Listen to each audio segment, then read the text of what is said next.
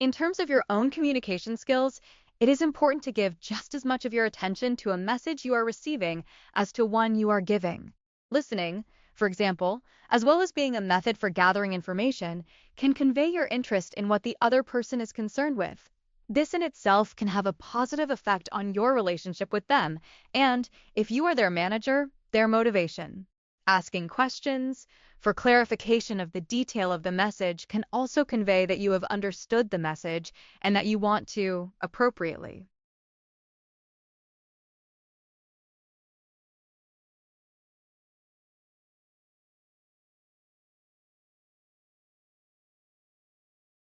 When migrating to warmer areas for winter, there are more feeding opportunities available.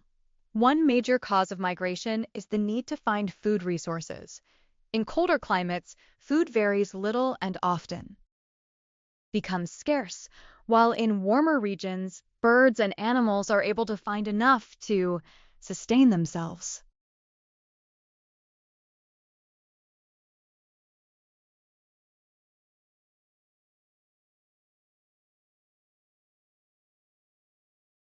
Sleepwalking is a disorder that occurs during sleep, in which a person may get up and walk around. It usually happens at certain times of the night, especially during the deeper stages of sleep. People who sleepwalk are not aware of their actions and often do not remember what they have done when they wake up. Sleepwalking is more common in children than in adults, and many children grow out of it over time. Sleepwalking is not the only type of unusual sleep behavior. Others include sleep talking, nightmares, and night terrors.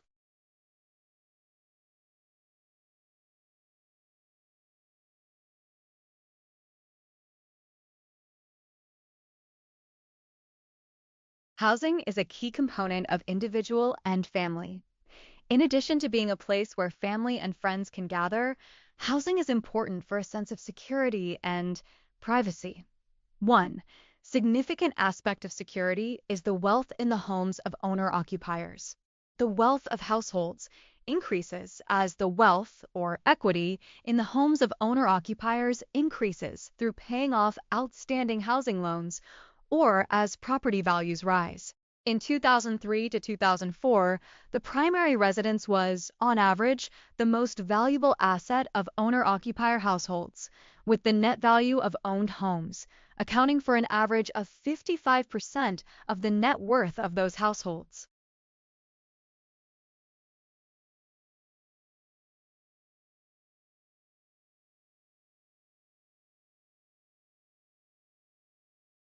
York was once a rich and populous city. Many houses blocked the narrow streets in the district, creating crowded living conditions. Records also show details about daily life, including the number of meals served every day. Religious festivals are held in St. Mary's Church, which remain an important part of York's traditions.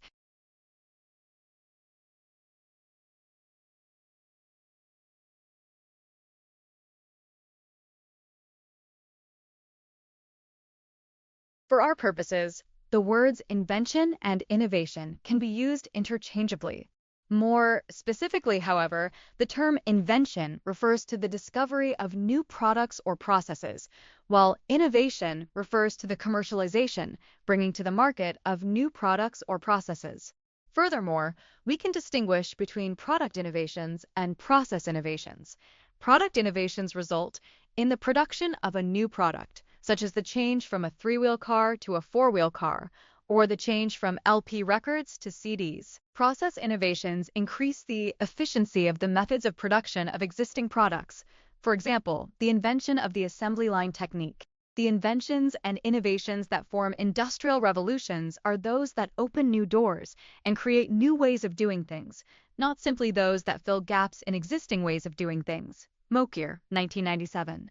The core of the first industrial revolution in the 18th century was a succession of technological changes that brought about material advances in three basic areas. 1. The substitution of mechanical devices, such as machines, for human labor. 2. The substitution of inanimate sources of power, such as steam, for animate sources of power, such as horsepower. And 3. The substitution of mineral raw materials for deathable or animal substances. and in general, the use of new and more abundant raw materials.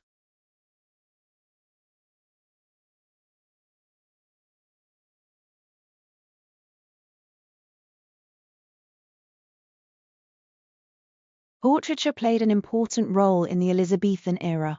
Queen Elizabeth's portraits conveyed the regal image of a powerful monarch, the steadfast, ageless force behind England. Owning paintings of the Queen was viewed as a status symbol. Robert Dudley, Earl of Leicester, displayed over 50 paintings at his castle in Kenilworth, Warwickshire, a bold reminder to guests that he was the man closest to the Queen. Although Elizabethan artists drew inspiration from the European Renaissance, it was Elizabeth herself who was the national preoccupation. Invoking her image in paintings and literature had the effect of elevating them to a higher level. Today we like to think of art as an expression of feelings and beliefs. But in Elizabethan England, flattery was the order of the day, a time when most artists needed wealthy sponsors to survive.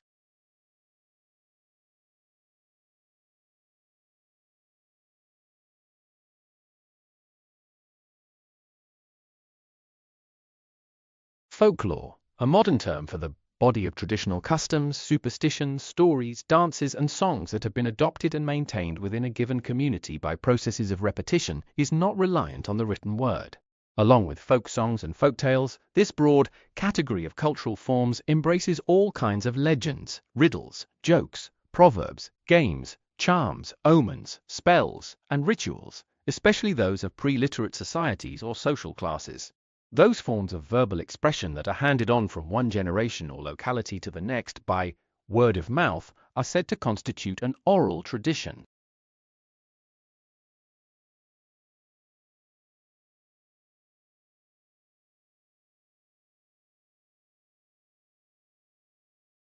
Children have sound sleep patterns.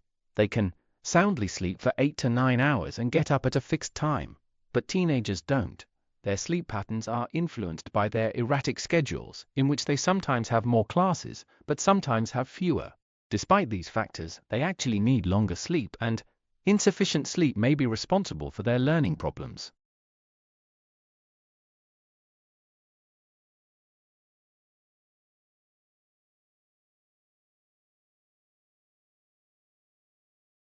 Wind is air moving around. Some winds can move as fast as a racing car, over 100 miles an hour. Winds can travel around the world. Wind can make you feel cold because you lose heat from your body faster when it is windy. Weather forecasters need to know the speed and direction of the wind. The strength of wind is measured using the Beaufort scale from wind force, when there is no wind, to wind force 12, which can damage houses and buildings and is called hurricane force.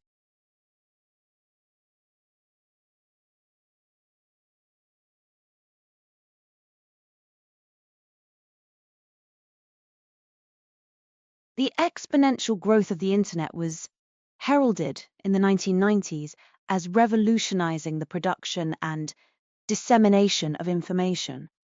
Some people saw the internet as a means of democratizing access to knowledge. For people concerned with African development, it seemed to offer the possibility leapfrogging over the technology gap that separates Africa from advanced industrialized countries.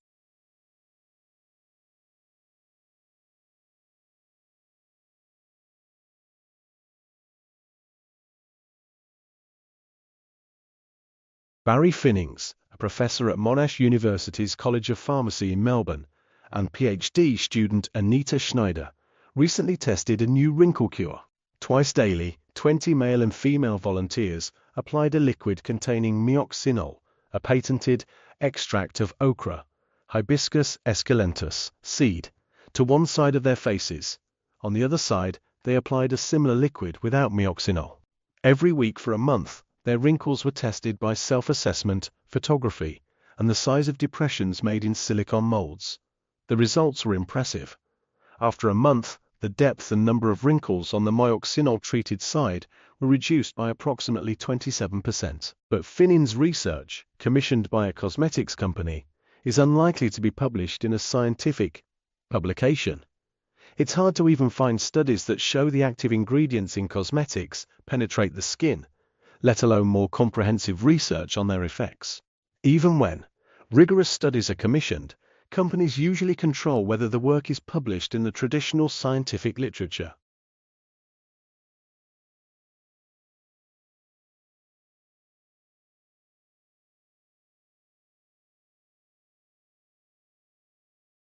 Can dogs tell when we are happy, sad, or angry? As a dog owner, I feel confident not only that I can tell what kind of emotional state my pets are in, but also that they respond to my emotions.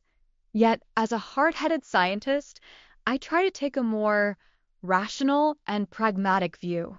These personal observations seem more likely to result from my desire for a good relationship with my dogs.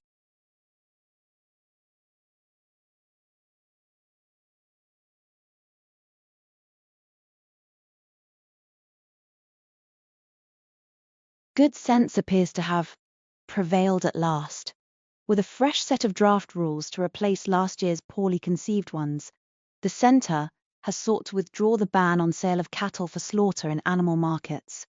The draft rules are now open for comments and suggestions.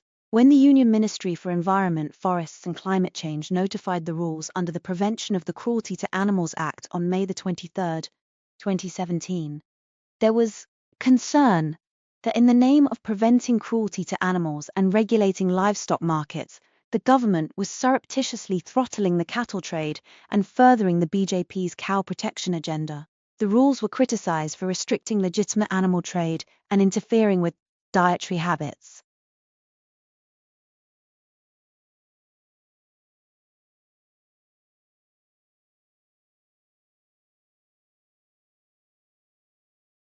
Antarctic plants can be important indicators of subtle changes in environmental conditions, including climate change. Traditional ground-based assessments of vegetation health are, however, not ideal in Antarctica, as they can destroy the vegetation and are physically demanding in the harsh weather conditions. Co-author Professor Sharon Robinson from UOW School of Biological Sciences said the study found drone-based monitoring of vegetation health produced similar results to traditional techniques, but with much greater efficiency and with no damage to the vegetation. Drones are a powerful tool for monitoring fragile Antarctic vegetation, Professor Robinson said. They could be used to provide timely warnings about specific environmental stress events, as well as monitoring the longer-term impacts of climate change. These methods could also be adapted to monitor the health of other small-stature patchy plant communities, including in alpine or desert regions. The researchers found that drones equipped with sensors were able to detect vegetation health indicators more accurately than satellite imagery. Mosses are one of the key Antarctic vegetation types that need to be monitored. However, they tend to occur in patches among rocks, ice, and soil, making it important that the imagery used to assess their health is as accurate and spatially detailed as possible.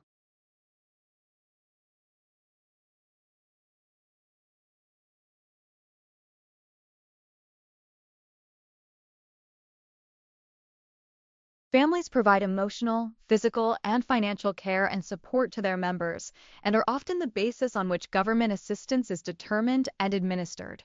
Australians have traditionally experienced three main living arrangements over a life cycle: living with parents, living with a partner, for some of this period with children, and living alone in old age if that partner died. Now and into the future, living arrangements throughout a life cycle may also include living alone or in a group household before perhaps forming a long-term partnership, or living as a ione parent or alone after divorce or separation. These changes in living arrangements and family characteristics are the outcome of various demographic and social trends, such as declining fertility, increased rates of divorce, and longer life expectancy.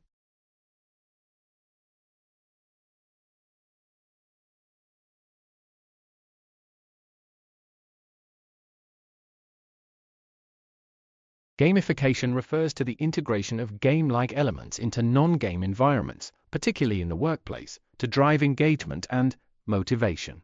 It involves using mechanics such as points, badges, leaderboards, and challenges to make tasks more engaging, rewarding, and challenges to make tasks more engaging, rewarding, and fun.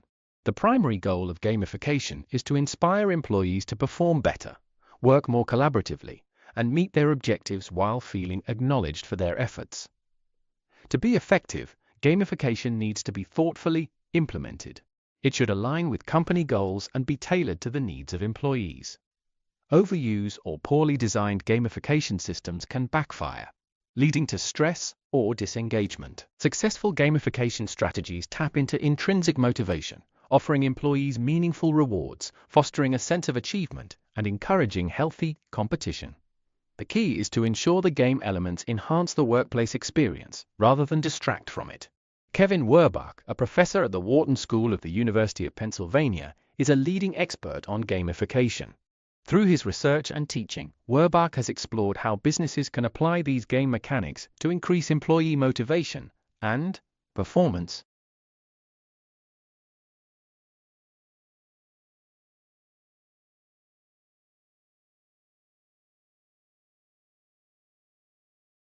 Being able to give a good and clear presentation to a public audience is a skill that you and your future employer will value greatly. Prospective employers invariably ask for your experience in using these key skills during interviews. You need to be able to articulate what makes a good and poor presentation and offer evidence for your knowledge. So, when you are asked to give a talk or produce a poster as part of your studies, recognize the importance of developing the skills of delivery as well as conveying the content. Posters and oral presentations are forms of presentation that enable you to develop your confidence in different ways. Posters check your ability to present information succinctly and present it in an attractive and message-focused way, while oral presentations allow for more information and a more in-depth delivery. In both modes, you'll probably find yourself taking questions and explaining your ideas.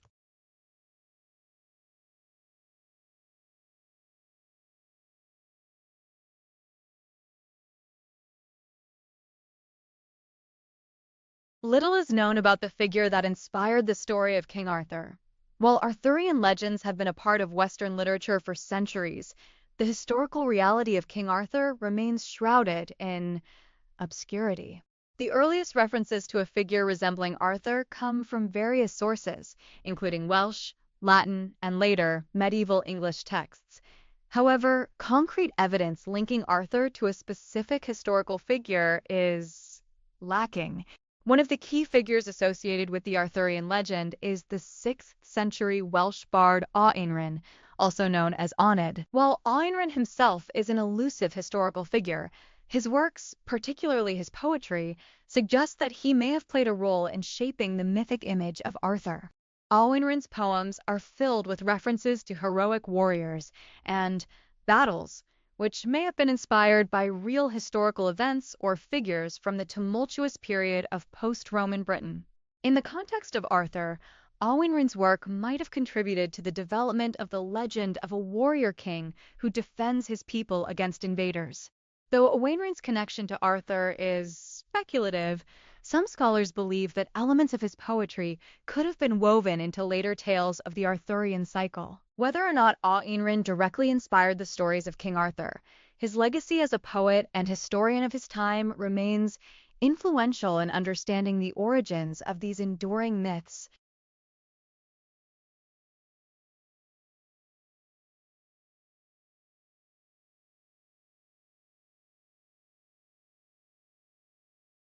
Jennifer Harris, a researcher at the University of Connecticut's Rudd Center for Food Policy and Obesity, has studied the impact of food advertising on children's eating behaviors. In one key experiment, children aged 7 to 11 watched a cartoon interspersed with either food or non-food advertisements. Afterward, they were given a bowl of cheddar cheese crackers to snack on. The results showed that children exposed to food ads consumed 45% more snacks than those who saw non-food ads.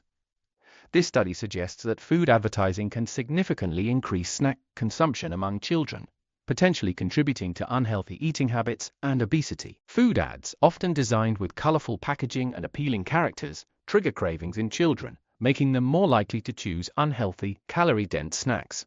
These advertisements create emotional associations between eating the product and feelings of enjoyment or fun, further encouraging children to indulge. The findings highlight the need for stricter regulations on food advertising targeting children. By reducing exposure to these ads, it may be possible to mitigate their influence and promote healthier eating habits. Harris's research underscores the importance of protecting children from marketing practices that could lead to long-term health issues, such as obesity.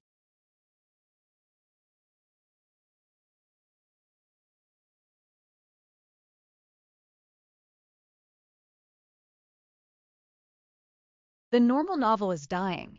People nowadays prefer to engage in other forms of entertainment, such as music, rather than reading books during their leisure time.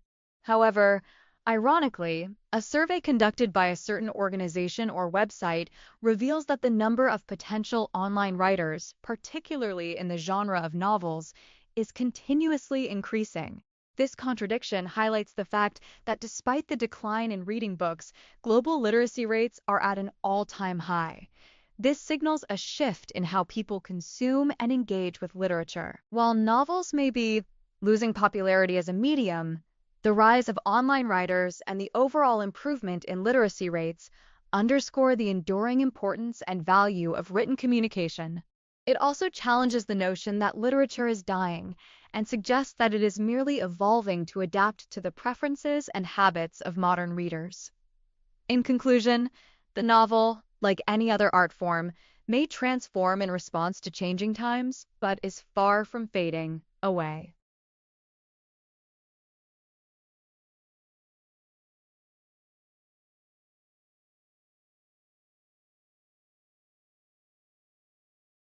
The lute, a plucked string instrument, played a central role in European music from the late Middle Ages through the Baroque period.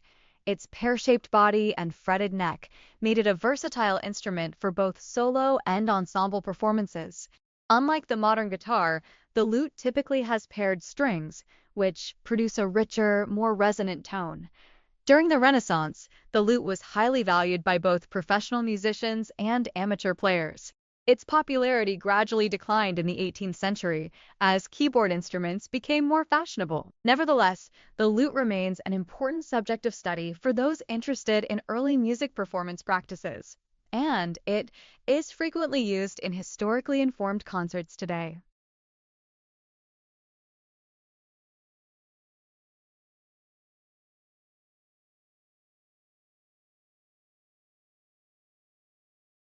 The lack of interest among adolescents in school science courses is a complex issue, but two factors are particularly critical.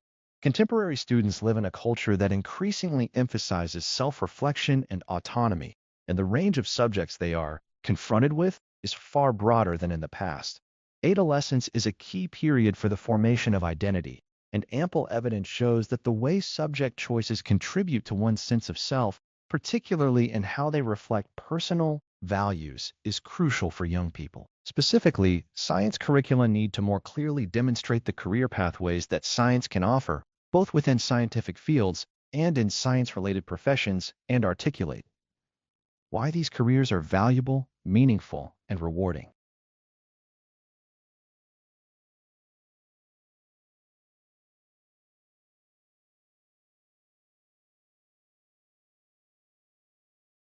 John F. Kennedy had a high academic degree and was handsome, with a Hollywood-style appearance.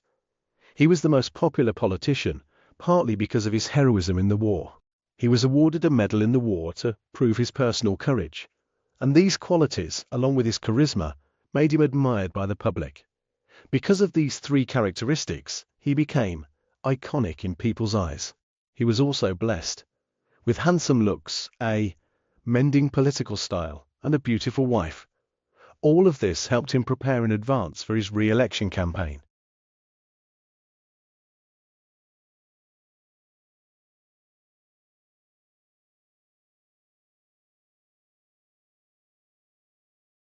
Studies show that children who learn music often achieve higher average IQ scores. However, while Mozart is often associated with claims of higher intelligence, there is a lack of scientific evidence from proper tests to fully support this.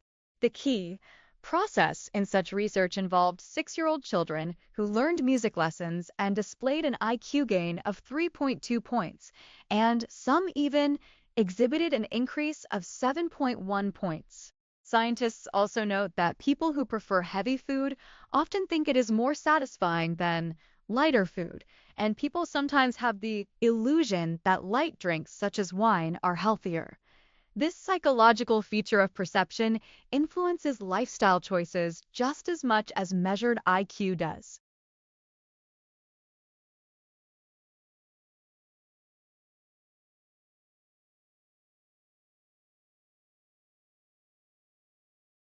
IBM arranged a video game match between a supercomputer and human gamers.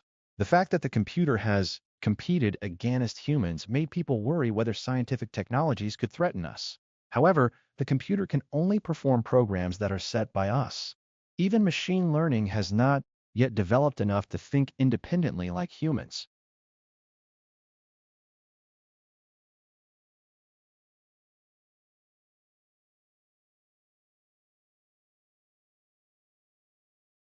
A large-scale study was made by Facebook to analyze how people interact with each other online.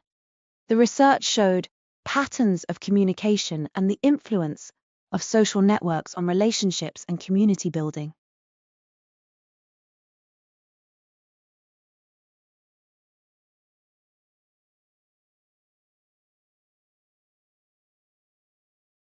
The Durham University Sailing Boat Club was founded decades ago and grown steadily over the years. Today, it is a thriving club, with many students actively enjoying sailing as both a sport and a social activity.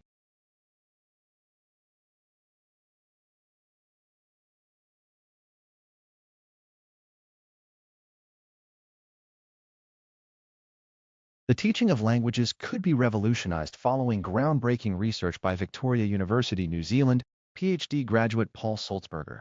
Dr. Sulzberger has found that the best way to learn a language is through frequent exposure to its sound patterns, even if you haven't a clue what it all means. However crazy it might sound, just listening to the language, even though you don't understand it, is critical. A lot of language teachers may not accept that, he says. Our ability to learn new words is directly related to how often we have been exposed to the particular combinations of the sounds which make up the words. If you want to learn Spanish, for example, frequently listening to a Spanish language radio station on the internet will dramatically boost your ability to pick up the language and learn new words. Dr. Sulzberger's research challenges existing language learning theory. His main hypothesis is that simply listening to a new language sets up the structures in the brain required to learn the words.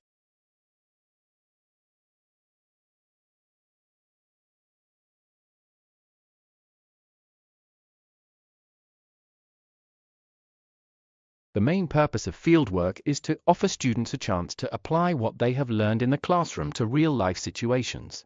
By doing so, they gain experience that cannot be obtained from books alone.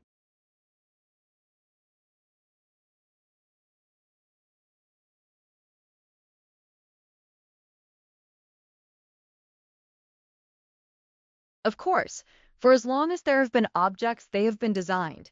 Yet design only emerged as a dedicated discipline in the 19th century, and its literature and theory is still very much in its infancy.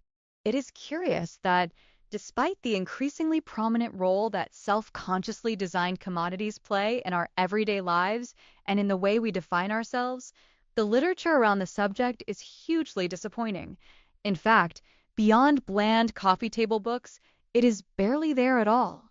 Nicholas Pevsner's Pioneers of Modern Design, a classic Hegelian text treating modernism as the inevitable outcome of a historical process, is, despite being first published in 1936 and hopelessly dated, still the key text. There have been other books, from quirky Bruno Munari, Design as Art, to deadpan Norman Potter, What is a Designer? Things, Places, Messages, and Dion Sujik's 2008 The Language of Things, which attempted a broader examination. Nevertheless, there is surprisingly little critique, an almost complete absence of theory, and little genuinely popular, compelling writing on the subject.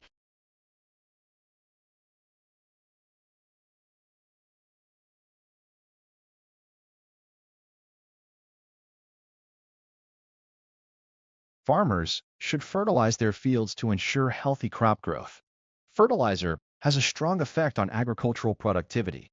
The real problem is that farmers often do not know how much fertilizer they should use, which can lead either to poor yields or to harmful overuse.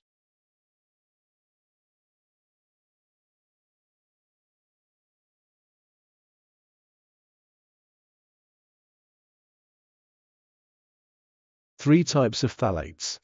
Chemical additives that render hard plastics flexible will be banned from children's toys and childcare products starting Feb the 10th, while three other types of phthalates will be temporarily prohibited from childcare products and toys that can be placed in a child's mouth. Consumer advocates complain that the law has ended up sanctioning a grace period that allows toy makers to sell off soon-to-be banned toys rather than forcing them to dispose of them.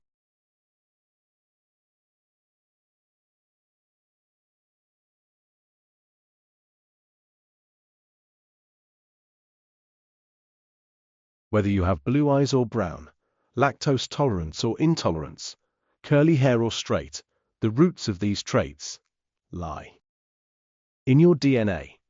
Deoxyribonucleic acid, DNA, is the hereditary material in humans and almost all other organisms, containing the biological instructions that make each species unique. DNA, first identified in the late 19th century, and whose structure as a double helix was discovered in 1953 by Watson and Crick, is present in the nucleus of every cell in an organism. It's estimated that if unwound and linked together, the strands of DNA in one cell would stretch almost 6 feet in length. For many years, the complexity of DNA made understanding the full extent of its influence a distant dream. However, with the advent of advanced genomic technologies, scientists have made groundbreaking strides in understanding and mapping the human genome.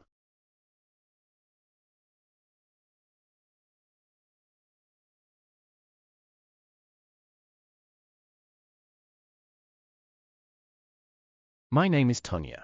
My roommate and I are looking for a nice apartment near my college's campus. We are very quiet and study a lot. I study history and my roommate studies French. We are very interested in renting your apartment. We can pay the rent on time because we do apartment. We can pay the rent on time because we do a part-time work too. Some of our friends live in the same building and have recommended your place to us. They mentioned that you are a kind and responsible landlord, and we hope to have the same positive experience. I would like to make an appointment to view the apartment in person. Our application form is ready, and we are prepared to proceed with the process quickly. We look forward to hearing from you soon. Best regards, Tonya.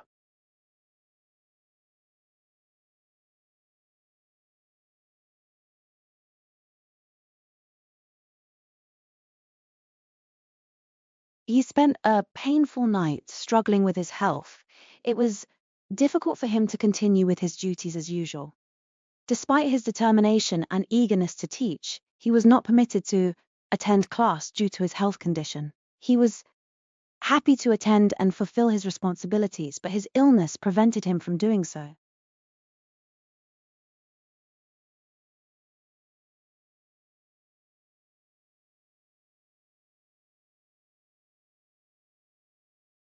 New BC residents will only be required to provide their driver license history. Proof of insurance is no longer required. However, their premiums will be adjusted for the first 3 years of driving in BC, due to the increased risks associated with driving in a new area.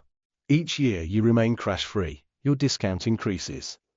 ICBC will credit you with up to 15 years of driving experience, up from 8 years, upon receipt of a driver's abstract, showing the original date that you received your license. When obtaining your BC license, you can provide your original driver's abstract in person at a driver licensing office.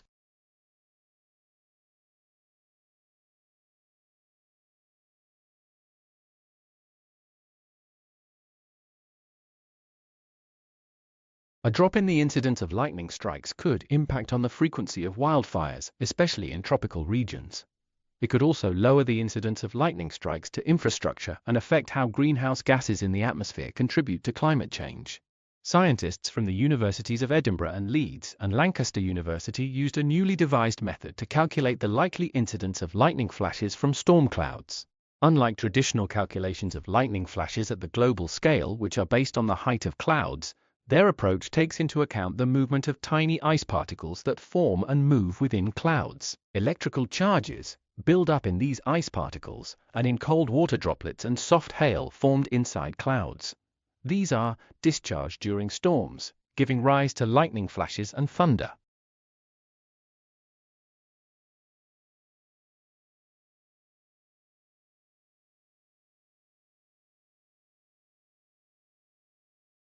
The supply of a thing, in the phrase supply and demand, is the amount that will be offered for sale at each of a series of prices. The demand is the amount that will be bought at each of a series of prices. The principle that value depends on supply and demand means that in the case of nearly every commodity, more will be bought if the price is lowered, less will be bought if the price is raised. Therefore, sellers, if they wish to induce buyers to take more of a commodity than they are already doing, must reduce its price. If they raise its price, they will sell less. If there is a general falling off, if in demand due, say, to trade depression, sellers will either have to treat prices or put less on the market. They will not be able to sell the same amount at the same price.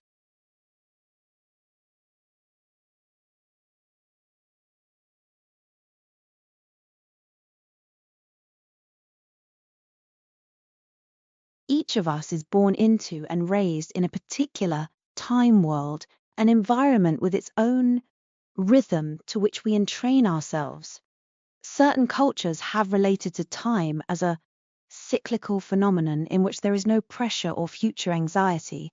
The whole of existence goes around, the cycle of the seasons of planting and harvesting, the daily return of the sun, of birth and death. In circular time, there is no pressing need to achieve and create newness, or to insatiably produce more than is needed to simply survive. Additionally, there is no fear of death. Such societies have successfully integrated the past and future into a peaceful sense of the present. They also honored the wisdom of elders who held the knowledge of the past, upon which the future was clearly linked.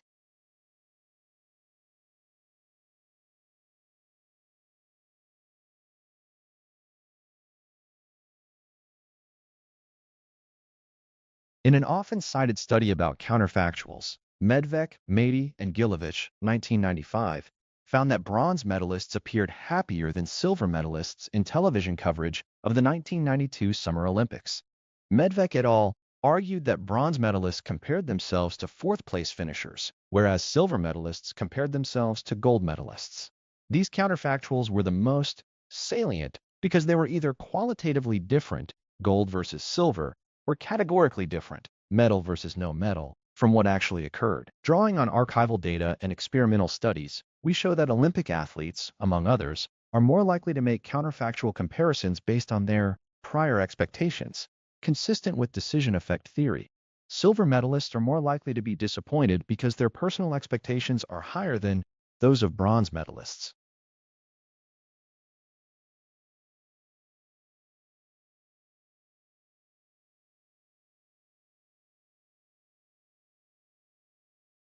The classic era of Mayan civilization came to an end around 900 AD. Why? This happened is unclear. The cities were probably over-farming the land so that a period of drought led to famine. Recent geological research supports this, as there appears to have been a 200-year drought around this time.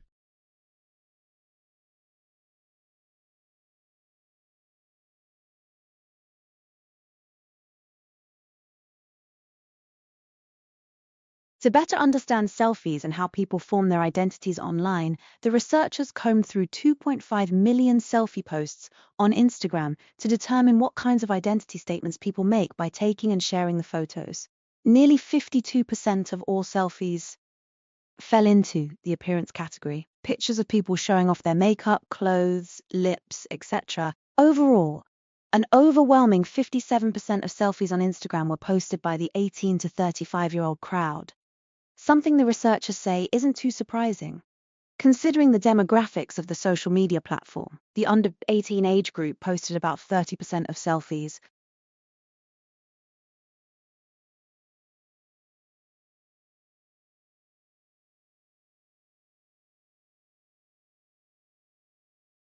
Why does the smell of cut grass remind you of summer? How can you measure your nerve endings with a paper fastener? And how can you create the sound of church bells with just a serving spoon and a piece of string? These fascinating questions and more will be revealed by University of Manchester scientists when they take to the road on their brain bus. The bus is taking hands-on activities to test the senses to the suburbs, to show young and old alike how the brain works and how science can answer some of life's most captivating questions. Organizer Dr. Stuart Allen, lecturer at the Faculty of Life Sciences, explains, 3-year-olds and upwards can understand the senses, and it's an area that is intriguing to all ages. It takes effort to get out of bed on a Saturday morning and go to the museum. We are bringing science to your doorstep and going further afield this year in the hope of finding new and different audiences. We want people to see that science is interesting as well as important in our lives, and to encourage people who may not consider it possible to go to university.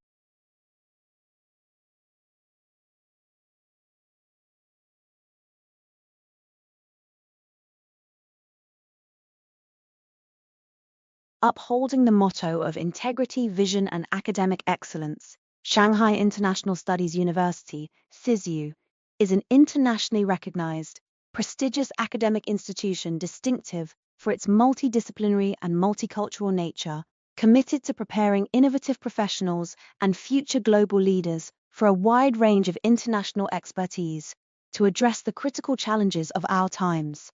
Drawing on our strengths in multi-language programs and multidisciplinary resources, while responding to national and regional strategies, we operate more than 70 research institutes and centers, serving as academic think tanks to provide advisory services on language policies, countries' diplomatic strategies, and global public opinion of China. These academic entities have contributed landmark research and are also dedicated to promoting the development of social sciences in China. We have now established partnerships with more than 330 universities and institutions from 56 countries and regions, and have maintained close connection with international organizations including the United Nations and the European Union.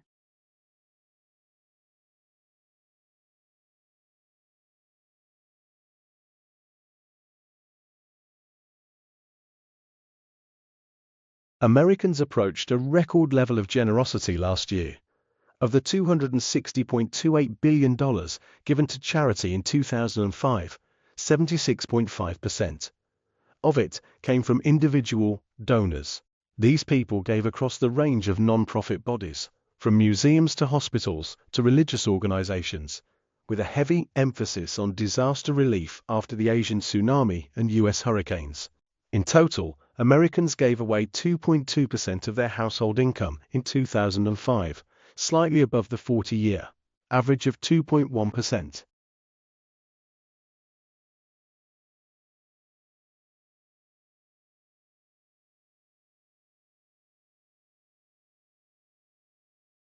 Until now, few sightings of the alien lionfish Pterois miles have been reported in the Mediterranean, and it was questionable whether the species could invade this region like it has in the Western Atlantic. Dimitris Clitu, co-author of the paper, said in a statement, "But we found that lionfish have recently increased in abundance, and within a year have colonized almost the entire southeastern coast of Cyprus, assisted by sea surface warming." Lionfish were originally found in the waters of the Pacific and Indian Oceans. They likely ended up in the Caribbean and Western Atlantic after being released from home aquariums. The invasion of the Mediterranean has different routes. The expansion of the Suez Canal has given lionfish even more access to the Mediterranean Sea, and warming water temperatures have provided the perfect environment for the invasive species.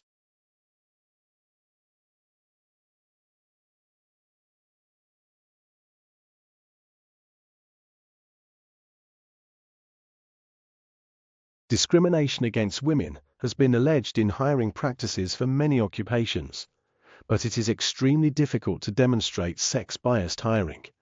A change in the way symphony orchestras recruit musicians provides an unusual way to test for sex-biased hiring. To overcome possible biases in hiring, most orchestras revised their audition policies in the 1970s and 1980s. A major change involved the use of blind auditions with a screen to conceal the identity of the candidate from the jury. Female musicians in the top 5 symphony orchestras in the United States were less than 5% of all players in 1970, but are 25% today. We ask whether women were more likely to be advanced and/or hired with the use of blind auditions. Using data from actual auditions in an individual fixed effects framework, we find that the screen increases by 50% the probability a woman will be advanced out of certain preliminary rounds. The screen also enhances by several-fold the likelihood a female contestant will be the winner in the final round.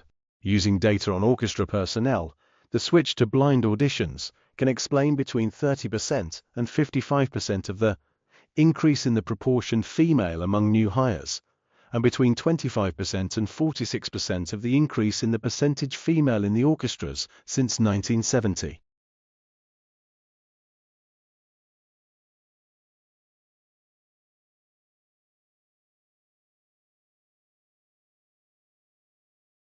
Life in the UK, 2012, provides a unique overview of well-being in the UK today. The report is the first snapshot of life in the UK to be delivered by the Measuring National Wellbeing Programme and will be updated and published annually. Well-being is discussed in terms of the economy, people, and the environment. Information such as the unemployment rate or number of crimes against the person are presented alongside data on people's thoughts and feelings, for example, satisfaction with our jobs or leisure time and fear of crime. Together, a richer picture on how society is doing is provided.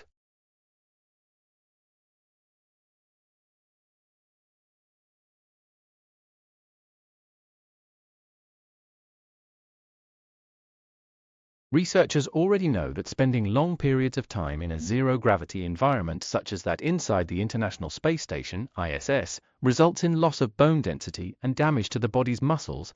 That's partly why stays aboard the ISS are restricted at 6 months. And now a number of NASA astronauts are reporting that their 20/20 vision faded after spending time in space, with many needing glasses once they return to Earth.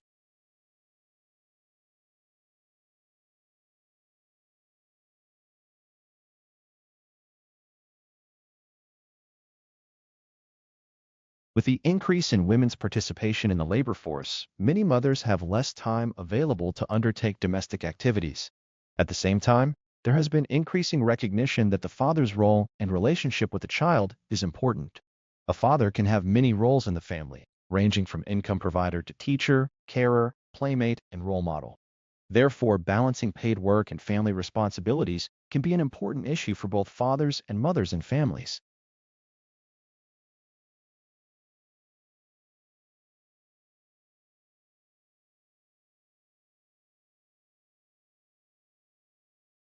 Recently, research into embryonic development has given us an even better insight into how major structural changes might occur in a given population of organisms.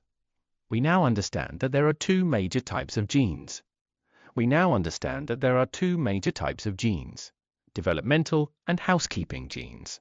Developmental genes are those that are expressed during embryonic development, and their proteins control the symmetry, skeletal development, organ placement, and overall form of the developing animal. In contrast, housekeeping genes are expressed during the animal's daily life to generate proteins which keep the cells, tissues, and organs in the body functioning properly. As you might suspect, mutations in developmental genes can have radical consequences for body form and function, whereas mutations in housekeeping genes tend to affect the health and reproductive success of the post-embryonic animal.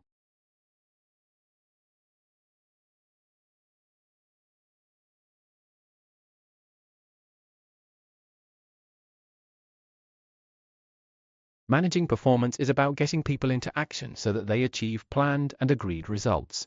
It focuses on what has to be done, how it should be done, and what is to be achieved. But it's equally concerned with developing people, helping them to learn, and providing them with the support they need to do well now and in the future. The framework for performance management is provided by the Performance Agreement, which is the outcome of performance planning. The agreement provides the basis for managing performance throughout the year and for guiding improvement and development activities. It is used as a reference point when reviewing performance and the achievement of improvement and development plans.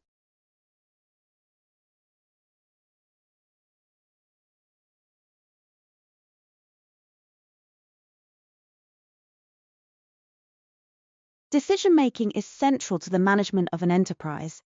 The manager of a profit-making business has to decide on the manner of implementation of the objectives of the business, at least one of which may, relate to allocating resources so as to maximize profit. A non-profit-making enterprise, such as a department of central or local government, will be making decisions on resource allocation so as to be economical, efficient, and effective in its use of finance. All organizations, whether in the private sector or the public sector, and take decisions which have financial implications. Decisions will be about resources, which may be people, products, services, or long-term and short-term investment. Decisions will also be about activities, including whether and how to undertake them. Most decisions will, at some stage, involve consideration of financial matters, particularly cost.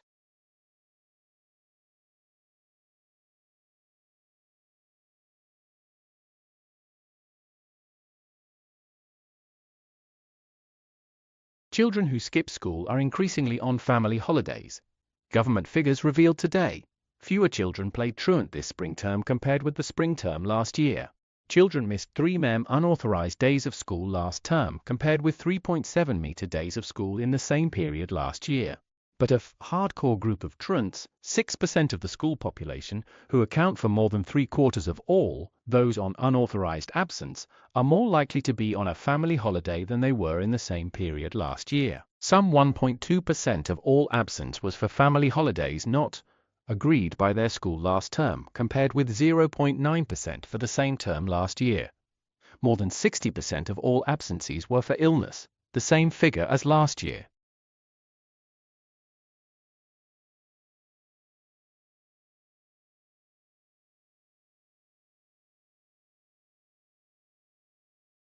From the time of the very earliest civilizations, man has wondered about the world he lives in, about how it was created, and about how it will end. In these distant times, the sun was seen to make its daily journey across the sky. At night, the moon appeared. Every new night, the moon waxed or waned a little, and on a few nights it did not appear at all. At night, the great dome of the heavens was dotted with tiny specks of light. They became known as the stars. It was thought that every star in the heavens had its own purpose, and that the secrets of the universe could be discovered by making a study of them. It was well known that there were wandering stars. They appeared in different nightly positions against their neighbors, and they became known as planets. It took centuries, in fact it took millennia, for man to determine the true nature of these wandering stars, and to evolve a model of the world to accommodate them, and to predict their positions in the sky.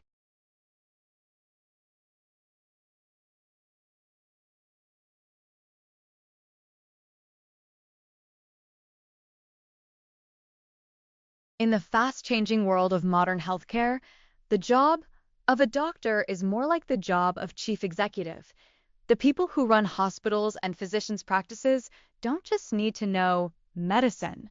They must also be able to balance budgets, motivate a large and diverse staff, and make difficult marketing and legal decisions.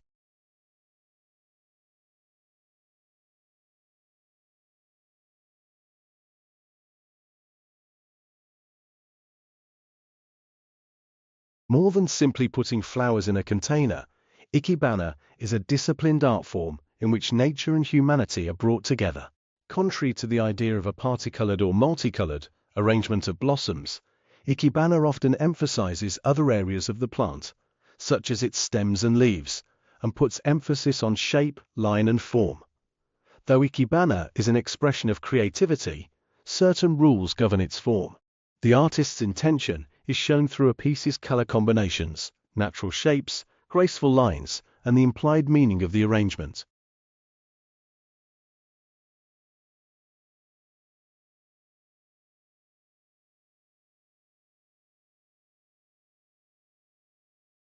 London's National Portrait Gallery is currently celebrating the 50-year career of photographer Sandra Lousada. The 21 portraits on display depict key figures in literature, film, and fashion from the early 1960s.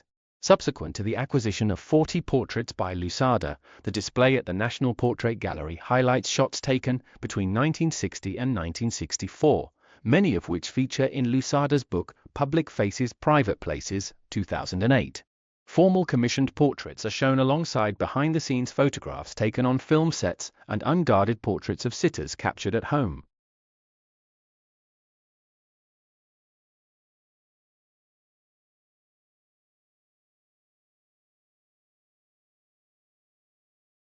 Even after thousands of years exploring Earth, we're still uncovering new things like an ancient superhighway in the Guatemalan rainforest. Hidden beneath a thick layer of vegetation, the network of roads stretches over 150 miles and was most likely built by the Mayan Empire some 2,000 years ago. The newly mapped roads are connected to the ruins of El Mirador, sometimes called the Khan Kingdom, in northern Guatemala. Archaeologists believe El Mirador was founded around the 6th century BCE and was at its most powerful around the early 1st century CE. At that time, it had a population of as many as 250,000, a quarter the size of Rome itself at the time. It also has some of the largest pyramids in the world. It was the heart of the Mayan civilization and naturally needed some major roadways. The roads of El Mirador have been known about since 1967, but scientists had no idea how extensive they were until now. The thick jungle obscured the remnants of the road, making it difficult to see from the air.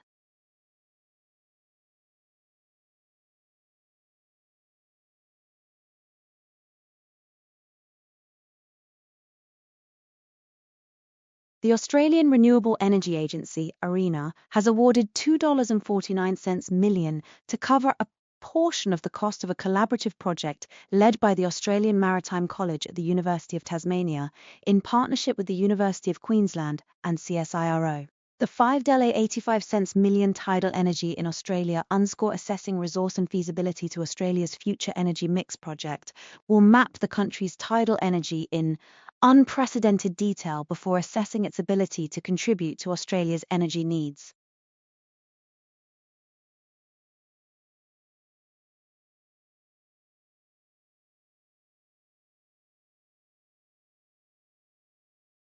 What killed off the dinosaurs? The end of the Cretaceous period saw one of the most dramatic mass extinctions the Earth has ever seen. The fossil record shows that throughout their 160 million year existence, dinosaurs took on a huge variety of forms as the environment changed and new species evolved that were suited to these new conditions. Others that failed to adapt went extinct. But then 66 million years ago, over a relatively short time, dinosaurs disappeared. Completely, except for birds. Many other animals also died out, including pterosaurs, large marine reptiles, and other sea creatures such as ammonites. Although the number of dinosaur species was already declining, this suggests a sudden catastrophic event sealed their fate, causing unfavorable changes to the environment more quickly than dinosaurs and other creatures could adapt. The exact nature of this catastrophic event is still open to scientific debate. The catastrophe could have been an asteroid impact, volcanic eruptions, or the effect of both, together with more gradual changes in the Earth's climate over millions of years. Whatever the causes, the huge extinction that ended the age of the dinosaur left gaps in the ecosystem that were subsequently filled by mammals and birds, allowing them to evolve rapidly.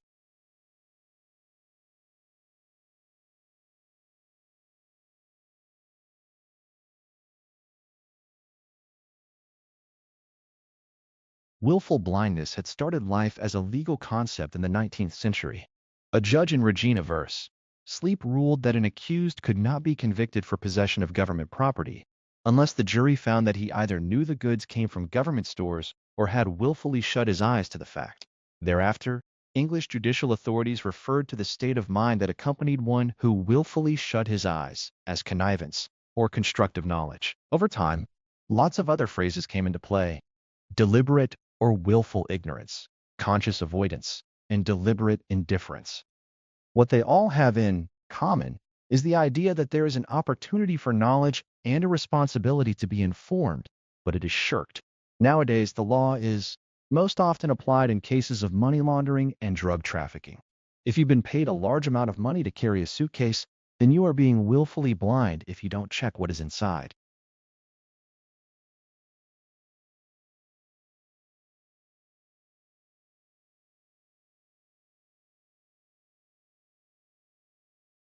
The transitions which occurred in Britain around 100 BC and after 43 AD, when the Roman army invaded Britain, represent the key points of socio-economic trend in Britain's past. During the 1st century BC, the traditional communal form of life shifted rapidly to a world where certain individuals became more important. During the 1st century AD, Britain became fully a part of the Roman Empire.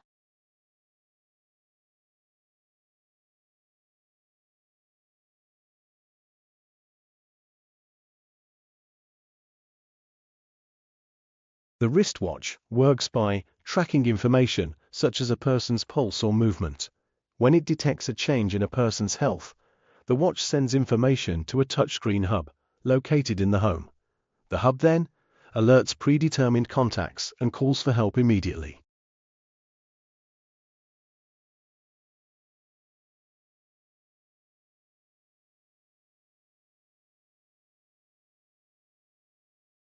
Modern technology has enhanced the study of language by making its sounds observable in greater detail and with greater accuracy than ever before. But the thoughts associated with those sounds remain problematic. Currently developing techniques of brain imaging are allowing us to observe for the first time which parts of the brain are active in different circumstances. They do not, however, show experiences themselves, which may always remain hidden from public observation.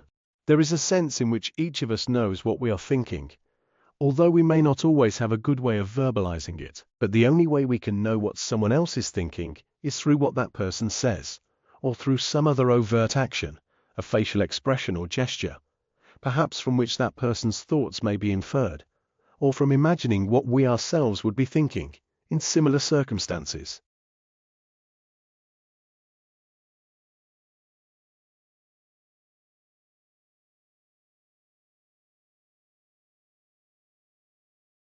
Governments also frequently subsidize local industries to help them compete in the global market. Subsidies come in the form of tax credits or direct payments. The most commonly used are farm subsidies. That allows producers to lower the price of local goods and services. This makes the products cheaper, even when shipped overseas. Subsidies work even better than tariffs. This method works best for countries that rely mainly on exports.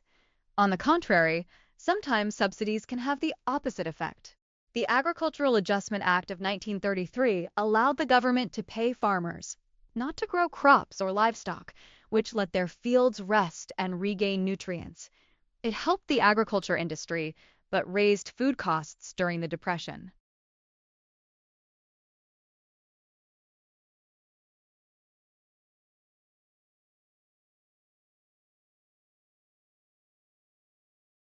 Victorians were avid readers. Just as we bury our faces in our mobile devices on the morning commute, so too did Victorians with the latest penny fiction. Perhaps the best-known serialized novels were the penny dreadfuls. Costing just one old penny, they focused on the exploits of detectives, criminals, or supernatural entities. The price of new books, often only available as a set of 3, was out of reach for most working-class people, so they borrowed from circulating libraries, such as Mudie's, founded 1842, which dispatched books all over Britain for a modest could-afford first editions, reading from their own subscription fee. For the wealthier classes, whose collection would be an everyday occurrence.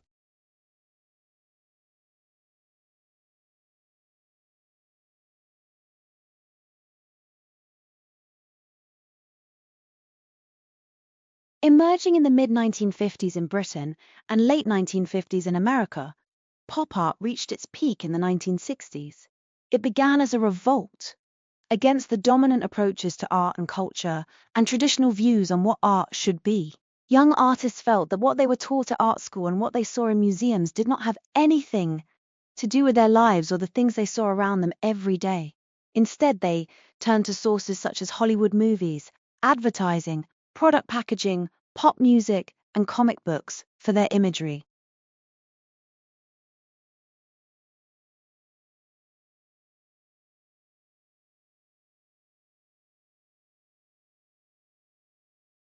In the UK, it is recommended that drivers should turn off their car engines when they expect to be stationary for more than 1 minute.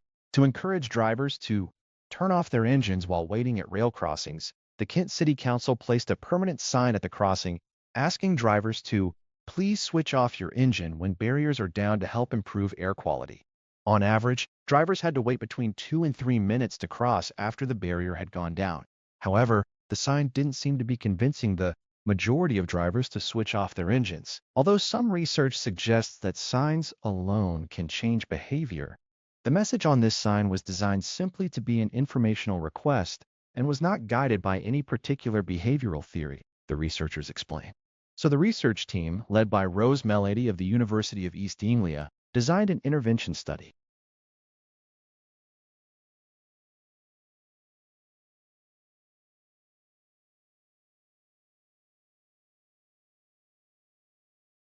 The research, commissioned by HEDQF, asked 1,000 students from UK universities for their views on the quality of their university campus and sheds new light on how students make decisions as they go through the application process.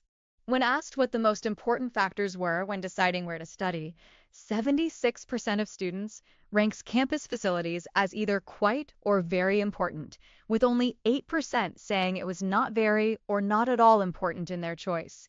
This was the fourth most important factor after course, location, and reputation. Estate quality increases in importance once a student has chosen a university, with 86% of students saying that it is quite or very important in their first year of studies. However, the importance students attached to estates decreases to 79% for third-year students. The research also highlighted how factors such as demographics, region, and type of university attended have an impact on how students view the university buildings. Students in Russell Group universities are much more likely to describe their buildings as inspiring, closely followed by students in newer universities such as Lincoln, Gloucestershire, and Ravensbourne College. This pattern was repeated when students were asked to rate the overall quality and design of estate, with Russell Group students and students from newer universities more likely to rate the estates as excellent. Existing data shows capital expenditure on estates has been the highest amongst the Russell Group universities during 2001 to 2011. When asked where they would invest money in their universities, the top three areas in order of preference were smaller class sizes, bursaries for poorer students, and new buildings and facilities.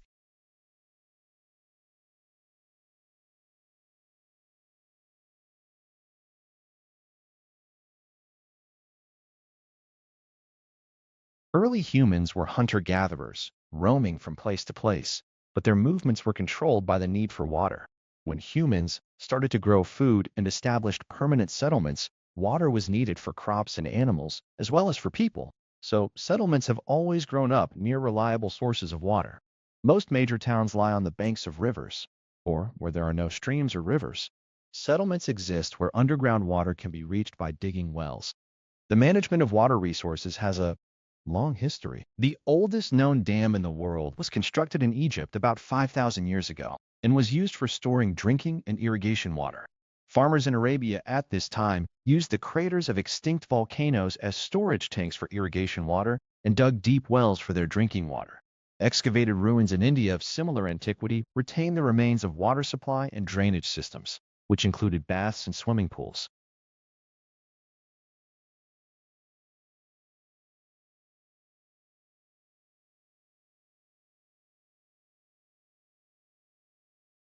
Everyone who goes to college knows how important it is to get along with a roommate. Well, at least they know how important it is after they have tried it. When I first went to college, I hadn't given it much thought.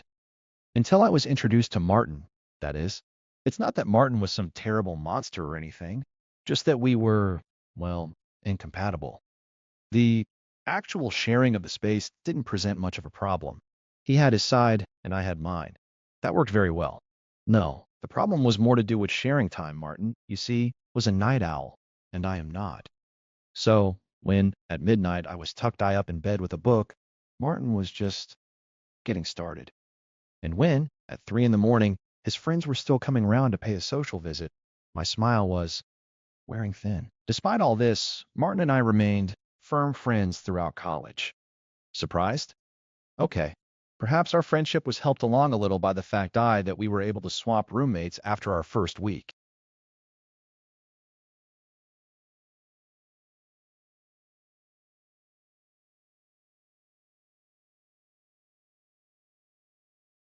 Do you really want to leave your laptop on your bedside table? Can you see yourself logging off, switching off, and unplugging before you turn off your light?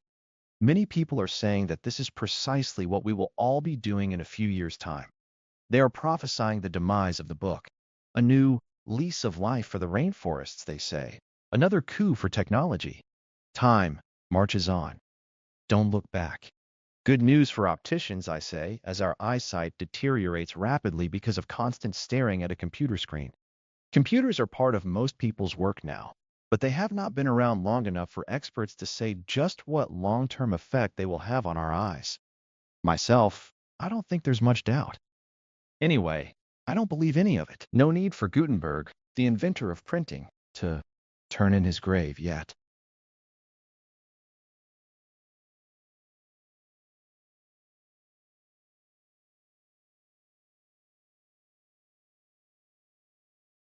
Classical music, often regarded as a vestige of the past, continues to have a profound impact on modern life, influencing various aspects including stress relief, cognitive development, and cultural appreciation.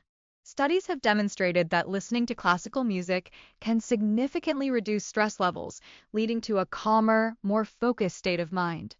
This genre of music is not only a tool for relaxation, but also a catalyst for enhancing cognitive functions. For instance, the Mozart effect suggests that exposure to classical compositions can temporarily boost spatial reasoning skills. Moreover, classical music serves as a bridge to cultural heritage, offering insights into the historical, social, and philosophical contexts of different eras. The inclusion of classical music in contemporary media, such as films and video games, underscores its enduring appeal and its ability to convey emotional depth and narrative complexity. Despite the dominance of pop and electronic music in the mainstream, classical music continues to nurture a dedicated following, drawn to its timeless beauty and the technical prowess required to perform it.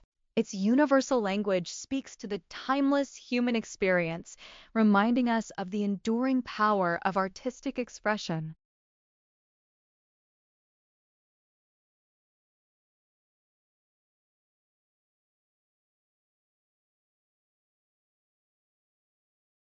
An important corollary of this focus on language as the window to legal epistemology is the central role of discourse to law and other sociocultural processes. In particular, the ideas that people hold about how language works combine with linguistic structuring to create powerful, often unconscious effects. In recent years, linguistic anthropologists have made much progress in developing more precisely analytic tools for tracking those effects.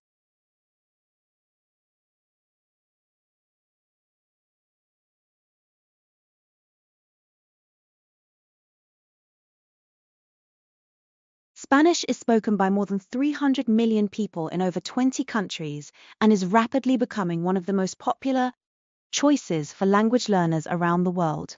A popular course for beginners, Suenos World Spanish is designed to meet the varied needs of adult learners, whether learning at home or in a class. From the very beginning, it encourages you to develop your listening and speaking skills with confidence and provides many opportunities to practice reading in Spanish. Using the extensive range of media available, from the course book to the audio CDs or cassettes, to the popular accompanying television series and free online activities, Suenos World Spanish can help you reach the equivalent level of a first qualification, such as GCSE.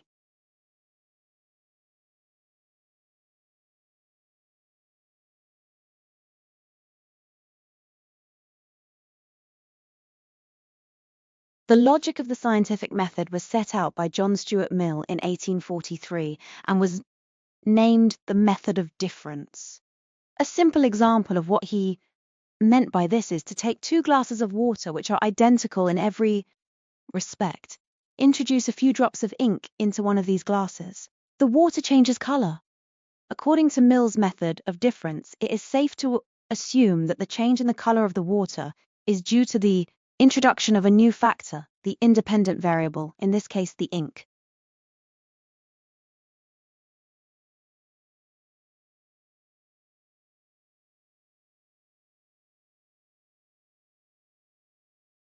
Giant exoplanets like the so-called hot Jupiters that are similar in characteristics to the solar system's biggest planet and orbit very close to their host stars are excellent targets for astronomers in their search for their extrasolar worlds. The size and proximity of these planets is easy to detect as they create a large decrease in brightness when passing in front of their parent stars.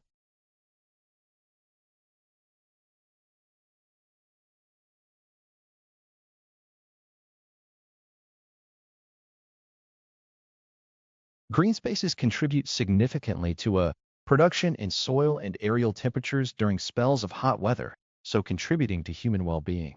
In the garden context, there is, however, little information as to what extent various types of plants differ in their cooling potential and how certain planting combinations may maximize cooling under a scenario of low rainfall and minimal water inputs.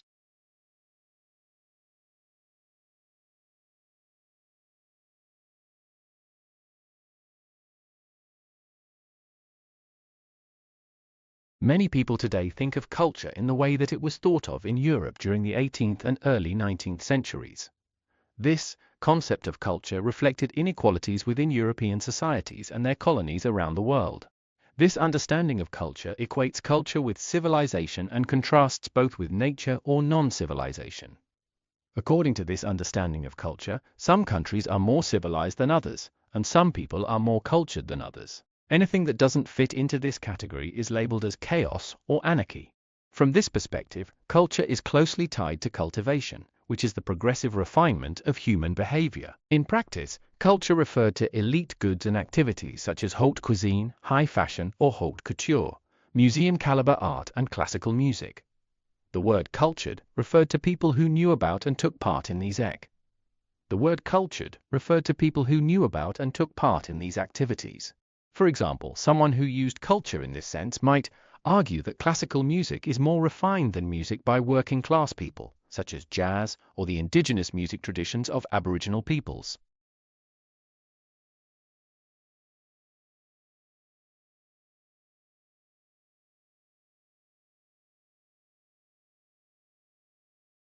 Over 800 Shakespeare scholars from almost 50 countries will gather at King's College London next week as the university co-hosts the 10th World Shakespeare Congress to explore and honour the bard's life and work.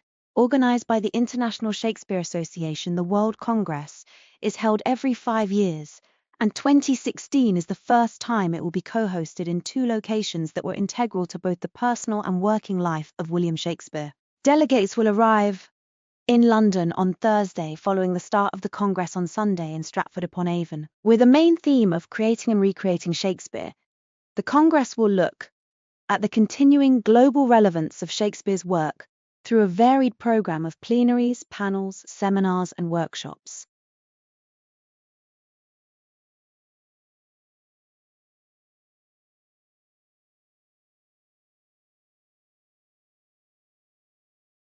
Genius, in the popular conception, is inextricably tied up with precocity. Doing something truly creative, we're inclined to think, requires the freshness and exuberance and energy of youth. Orson Welles made his masterpiece, Citizen Kane, at 25. Herman Melville wrote a book a year, through his late 20s, culminating, at the age of 32, with Moby Dick. Mozart wrote his breakthrough piano concerto, No. 9, in E-flat major at the age of 21. In some creative forms, like lyric poetry, the importance of precocity has hardened into an iron law. How old was T.S. Eliot when he wrote The Love Song of J. Alfred Prufrock? I grow old. I grow old. 23. Poets peak young, the creativity researcher James Kaufman maintains. Mihaly Csikszentmihalyi, the author of Flow, agrees. The most creative lyric verse is believed to be that written by the young. According to the Harvard psychologist Howard Gardner, a leading authority on creativity, lyric poetry is a domain where talent is discovered early, burns brightly, and then peters out at an early age.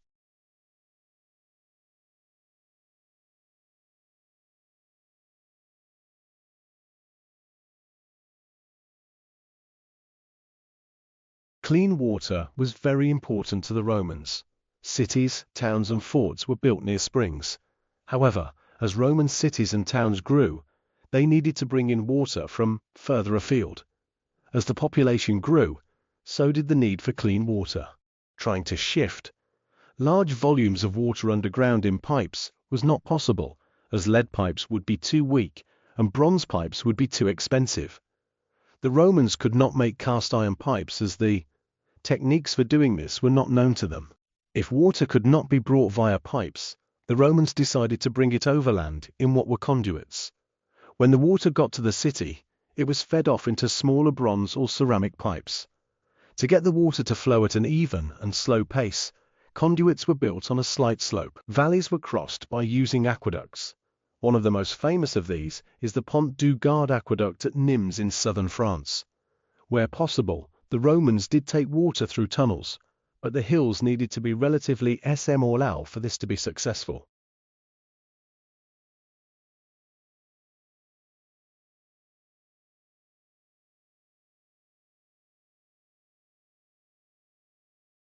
Over the past 2 decades, around a third of the world's mangrove swamps have been converted for human use, with many turned into valuable shrimp farms. In 2007, an economic study of such shrimp farms in Thailand showed that the commercial profits per hectare were $9,632. If that were the only factor, conversion would seem an excellent idea. However, proper accounting shows that for each hectare government subsidies formed $8,412 of this figure, and there were costs too, $1,000 for pollution and $12,392 for losses to ecosystem services. These comprise damage to the supply of foods and medicines that people had taken from the forest, the loss of habitats for fish, and less buffering against storms. And because a given shrimp farm only stays productive for 3 or 4 years, there was the additional cost of restoring them afterwards. If you do so with mangroves themselves, add another $9,318 per hectare. The overall lesson is that what looks beneficial only does so because the profits are retained by the private sector, while the problems are spread out across society at large, appearing on no specific balance sheet.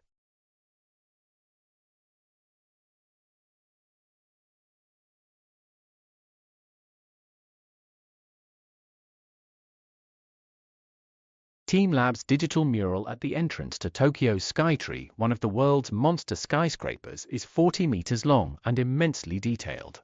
However massive this form of digital art becomes, and it's a form subject to rampant inflation, Inoko's theories about seeing are based on more modest and often pre-digital sources. An early devotee of comic books and cartoons, no surprises there, then computer games, he recognized when he started to look at traditional Japanese art that all those forms had something in common, something about the way they captured space. In his discipline of physics, Inoko had been taught that photographic lenses, along with the conventions of Western art, were the logical way of transforming 3 dimensions into 2, conveying the real world onto a flat surface. But Japanese traditions employed a different spatial logic, as he said in an interview last year with j-collabo.org, that is uniquely Japanese.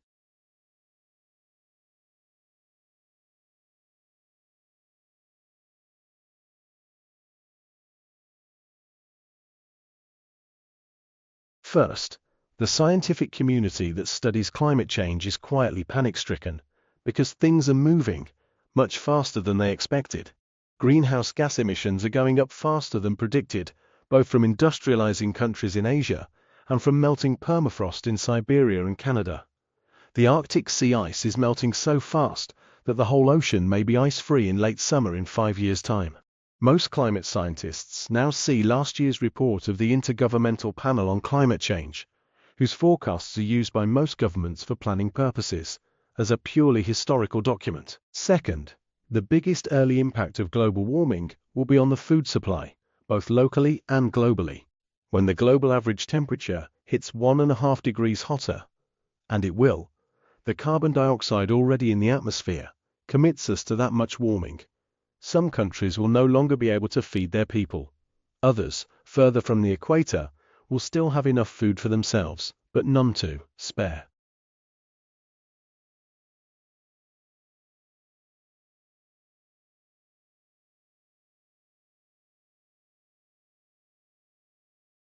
The speed of sound, otherwise known as Mach 1, varies with temperature.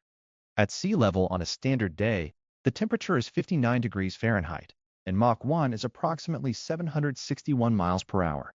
As the altitude increases, the temperature and speed of sound both decrease until about 36,000 feet, after which the temperature remains steady until about 60,000 feet. Within that 36,000–60,000 foot range, Mach 1 is about 661 miles per hour. Because of the variation, it is possible for an airplane flying supersonic at high altitude to be slower than a subsonic flight at sea level. The transonic band, the sound barrier, extends from around Mach 0.8, when the first supersonic shock waves form on the wing, to Mach 1.2, when the entire wing has gone supersonic.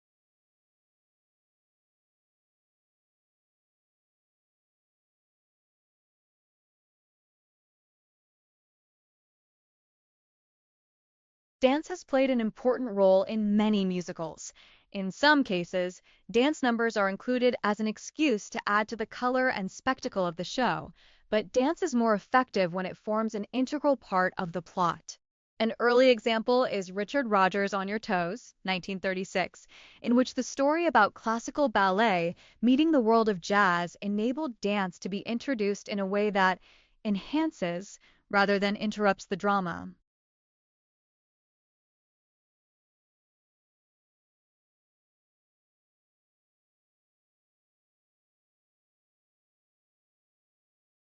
Bhutan is the last standing Buddhist kingdom in the world and until recently has preserved much of their culture since the 17th century by avoiding globalization and staying isolated from the world. Internet, television, and Western dress were banned from the country up until 10 years ago. But over the past 10 years, globalization has begun to change in Bhutan, but things remain perfectly balanced. Bhutan is the only country in the world that has a GNH. You may think GNH is just another statistically based term with no real-life application, but it refers to gross national happiness. The process of measuring GNH began when Bhutan opened to globalization. It measures people's quality of life and makes sure that material and spiritual development happen together. Bhutan has done an amazing job of finding this balance. Bhutan has continually been ranked as the happiest country in all of Asia and the 8th happiest country in the world according to Business Week. In 2007, Bhutan had the second fastest growing GDP in the world, at the same time as maintaining their environment and cultural identity.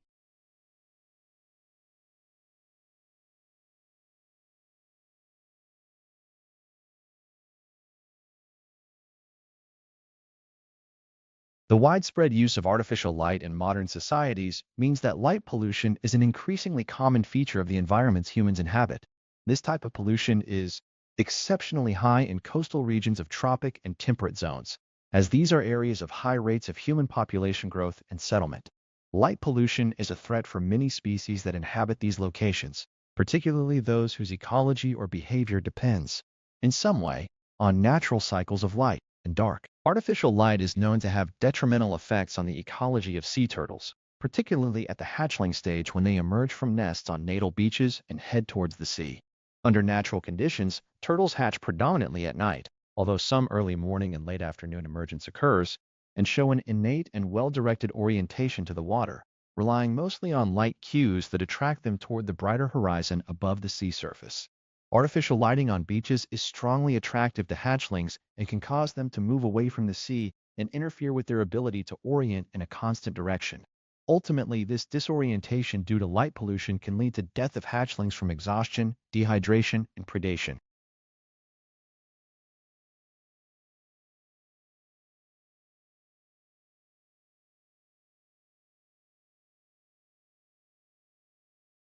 Bhutan used to be one of the most isolated nations in the world.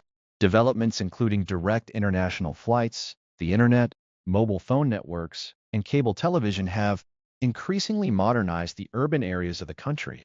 Bhutan has balanced modernization with its ancient culture and traditions under the guiding philosophy of gross national happiness, GNH. Rampant destruction of the environment has been avoided. The government takes great measures to preserve the nation's traditional culture, identity, and the environment. In 2006, Business Week magazine rated Bhutan the happiest country in Asia and the 8th happiest in the world. citing a global survey conducted by the University of Leicester in 2006 called the World Map of Happiness.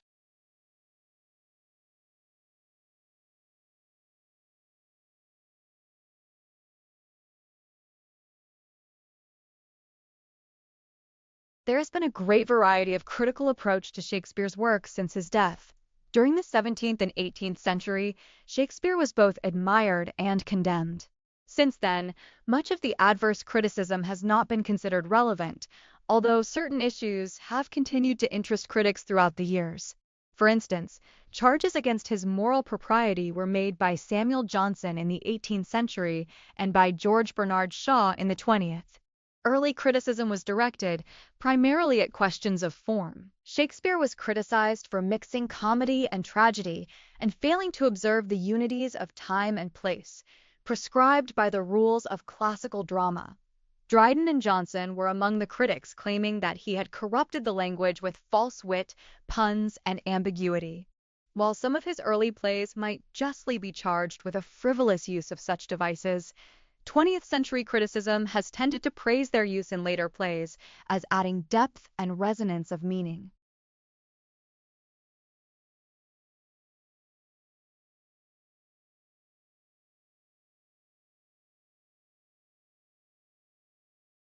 Since the beginning of the financial crisis, there have been two principal explanations for why so many banks made such disastrous decisions. The first is structural. Regulators did not regulate. Institutions failed to function as they should. Rules and guidelines were either inadequate or ignored. The second explanation is that Wall Street was incompetent, that the traders and investors didn't know enough, that they made extravagant bets without understanding the consequences.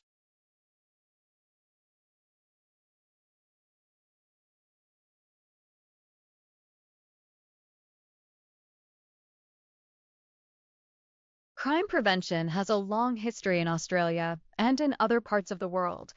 In all societies, people have tried to protect themselves and those close to them from assaults and other abuses. Every time someone locks the door to their house or their car, they practice in a form of prevention. Most parents want their children to learn to be law-abiding and not spend extended periods of their lives in prison. In this country, at least, most succeed. Only a small minority of young people become recidivist offenders. In a functioning society, crime prevention is part of everyday life. While prevention can be all-pervasive at the grassroots, it is oddly neglected in mass media and political discourses. When politicians, talkback radio hosts, and newspaper editorialists pontificate about crime and possible remedies, it is comparatively rare for them to mention prevention. Overwhelmingly, emphasis is on policing, sentencing, and other law and order responses.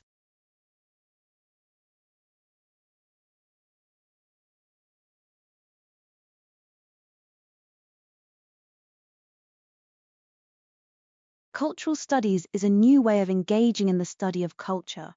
In the past, many academic subjects including anthropology, history, literary studies, human geography and sociology have brought their own disciplinary concerns to the study of culture. However, in recent decades, there has been a renewed interest in the study of culture that has crossed disciplinary boundaries. The resulting activities and cultural studies have emerged as an intriguing and exciting area of intellectual inquiry that has already shed important new life on the character of human cultures and which promises to continue to do so. While there is a little doubt that cultural studies are coming to be widely recognized as an important and distinctive field of study, it does seem to encompass a potentially enormous area. This is because the term culture has a complex history and range of usages, which have provided a legitimate focus of inquiry for several academic disciplines.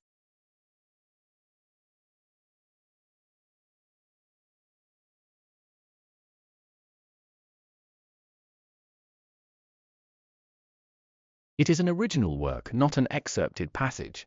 An abstract must be fully self-contained and make sense by itself, without further reference to outside sources or to the actual paper. It highlights key content areas, your research purpose, the relevance or importance of your work, and the main outcomes. It is a well-developed single paragraph of approximately 250 words in length, which is indented and single-spaced. The function of the abstract is to outline briefly all parts of the paper. Although it is placed at the beginning of your paper, immediately following the title page, the abstract should be the last thing that you write, once you are sure of the conclusions you will reach.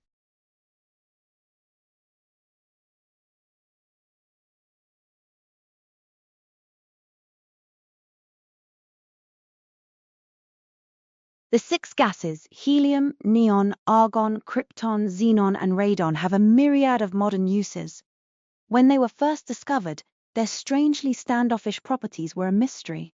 Uniquely stable, they seemed to participate in no chemical reactions. But by understanding the stability of the noble gases, physicists discovered the key to chemical bonding: itself. Dmitry Mendeleev added the noble gases to his periodic table in 1902, where he arranged the elements in rows and columns according to their atomic weight. Mendeleev was able to see repeating or periodic patterns in their properties. The noble gases appeared regularly in the periodic table, occurring in every eighth position, at least amongst the lighter elements.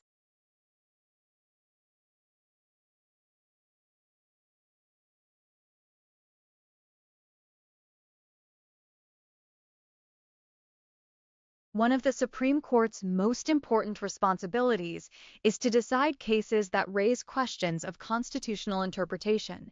The court decides if a law or government action violates the Constitution.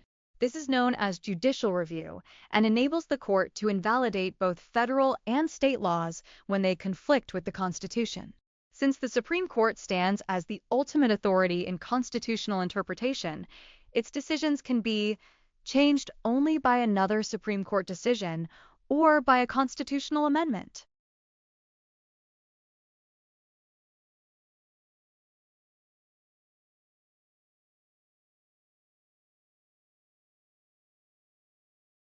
That Sigmund Freud became a major intellectual presence in 20th century culture is not in doubt, nor is there any doubt that at all times there was both fervent enthusiasm over and bitter hostility to his ideas and influence.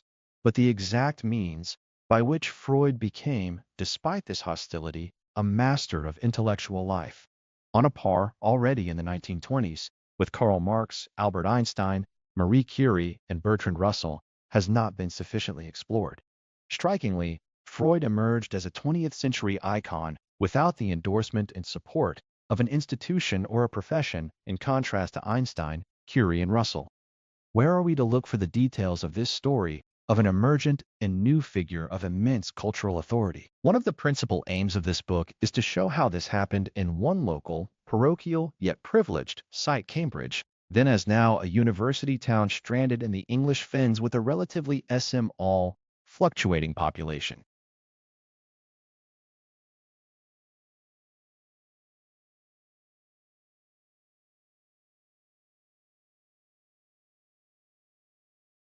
When humans began farming some 12,000 years ago, they altered the future of our species forever.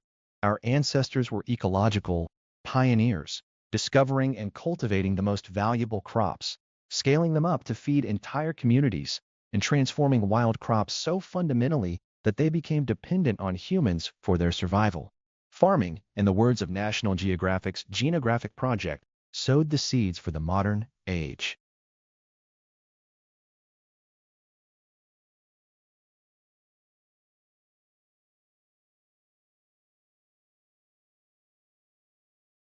Life expectancy at birth is one of the most widely used and internationally recognized indicators of population health. It focuses on the length of life rather than its quality, and provides a useful summary of the general health of the population. While an indicator describing how long Australians live that simultaneously takes into account quality of life would be a desirable summary measure of progress in the area, currently no such measure exists, and this is why life expectancy at birth is used as the main progress indicator here. During the decade 1999 to 2009, life expectancy at birth improved for both sexes. A girl born in 2009 could expect to reach 83.9 years of age, while a boy could expect to live to 79. 3 years. Over the decade, boys' life expectancy increased, slightly more than girls, 3.1 compared with 2.1 years. This saw the gap between the sexes' life expectancy decrease by 1 year to 4.6 years. In the longer term, increases in life expectancy also occurred over most of the 20th century. Unfortunately, life expectancy isn't shared across the whole population, though, being lower in Tasmania and the Northern Territory, and for Aboriginal and Torres Strait Islander peoples.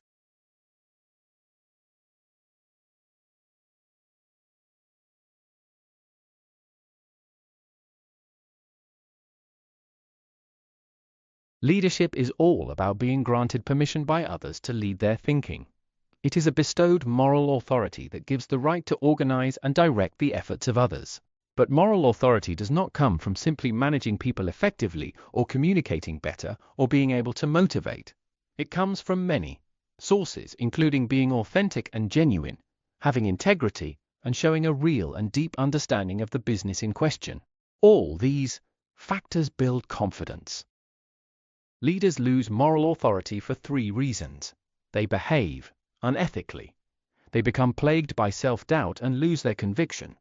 Or they are blinded by power, lose self-awareness, and thus lose connection with those they lead as the context around them changes. Having said all this, it has to be assumed that if someone becomes a leader, at some point they understood the difference between right and wrong. It is up to them to abide by a moral code, and up to us to ensure that the moment we suspect they do not, we fire them or vote them out.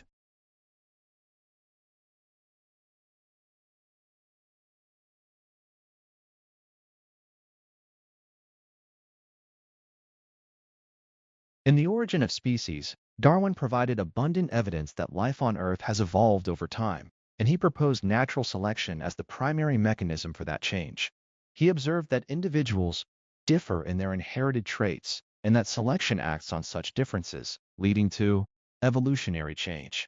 Although Darwin realized that variation in heritable traits is a prerequisite for evolution, he did not know precisely how organisms pass heritable traits to their offspring. Just a few years after Darwin published The Origin of Species, Gregory Mendel wrote a groundbreaking paper on inheritance in pea plants. In that paper, Mendel proposed a model of inheritance in which organisms transmit discrete heritable units, now called genes, to their offspring. Although Darwin did not know about genes, Mendel's paper set the stage for understanding the genetic differences on which evolution is based.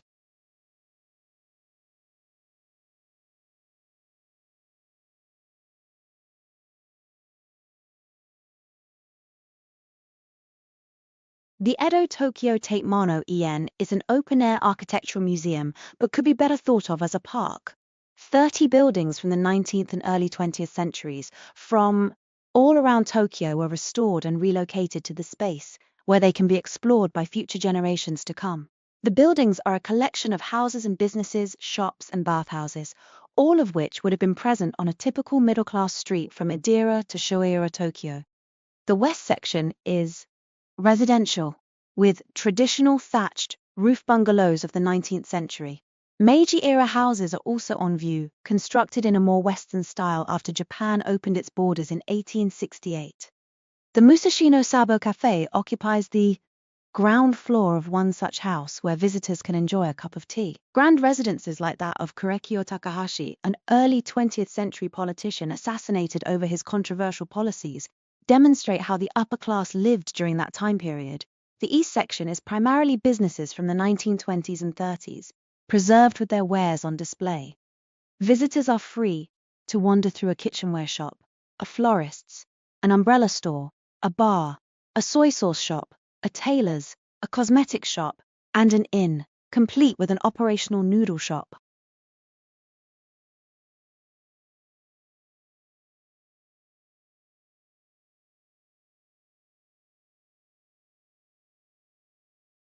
The principal recommendation of the World Conferences was that countries must take full responsibility for their own development. National responsibility for national development is the necessary consequence of sovereignty.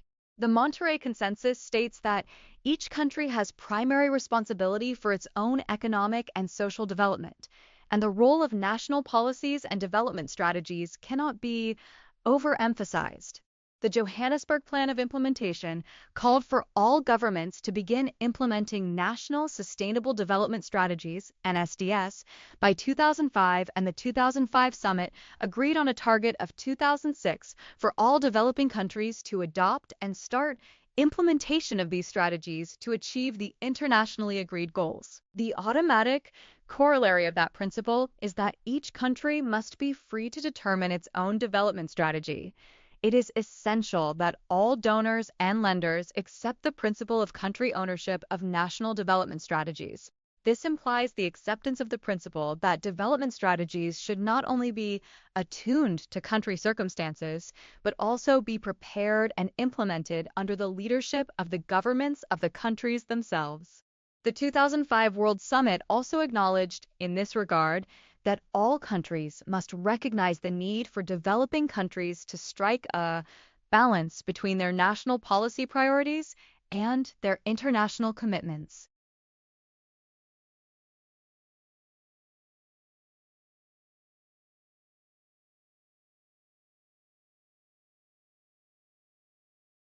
The increasing darkness in the northern hemisphere this time of year indicates to the plant that a fall is coming on, so it starts recouping materials from the path leaves before they drop off. Evergreens protect their needle-like foliage from freezing with waxy coatings and natural antifreezes. But broadleaf plants like sugar maples, birches, and sumacs have no such protections. As a result, they shed their leaves. But before they do, the plants first try to salvage important nutrients such as nitrogen and phosphorus.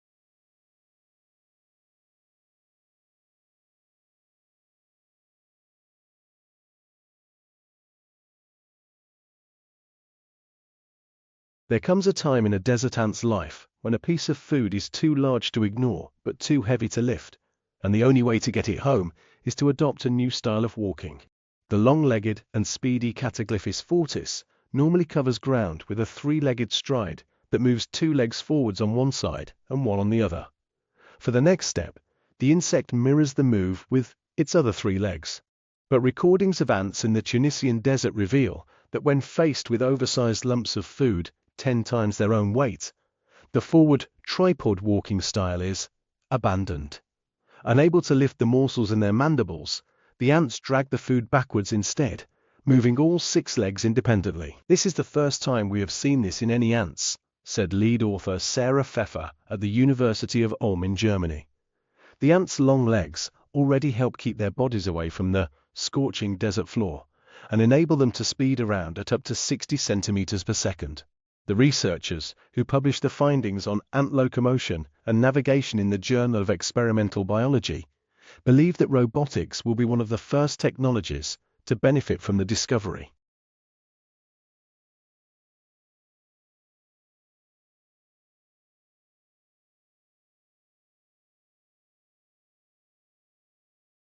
The modern research ship takes its origins from the early exploration voyages such as HMS Endeavour and HMS Challenger, both of which were converted vessels, fitted with a range of research facilities to sample and measure across a range of disciplines in extreme environments.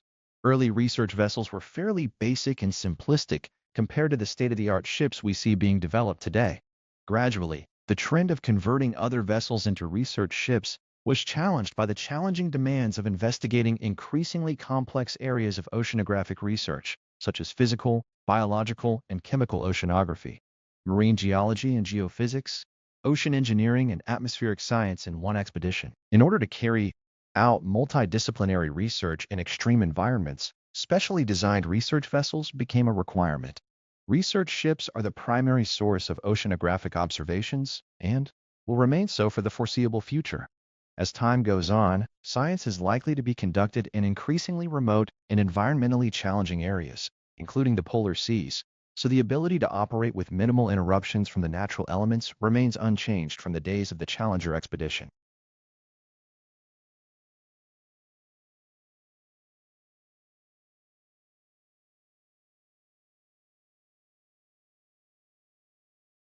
An analysis of more than 500 graduates found no significant difference between business schools that offered traditional courses and those that emphasize a learning by doing approach to entrepreneurship education. The research challenges the ongoing trend across higher education institutes, HEIs, of focusing on experiential learning and suggests that universities need to reconsider their approach if they are to increase entrepreneurship among their students. Ina Kozlinska, research associate at Aston Business School and author of the study, said, "Entrepreneurship education is seen as a major force capable of generating long-term socioeconomic changes through developing entrepreneurial, creative, flexible, and wise individuals. There is an ongoing shift towards experiential learning in business schools, yet there is little empirical evidence to suggest this approach has better impact than traditional learning."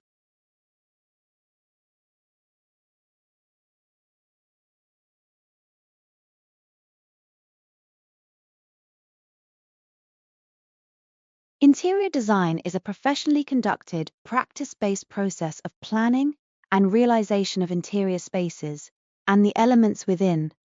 Interior design is concerned with the function and operation of the aesthetics and its sustainability. The work of an interior designer draws upon many other disciplines such as environmental psychology, architecture, product design, and aesthetics, in relation to a wide range of building spaces including hotels, corporate and public spaces, schools, hospitals, private residences, shopping malls, restaurants, theaters, and airport terminals.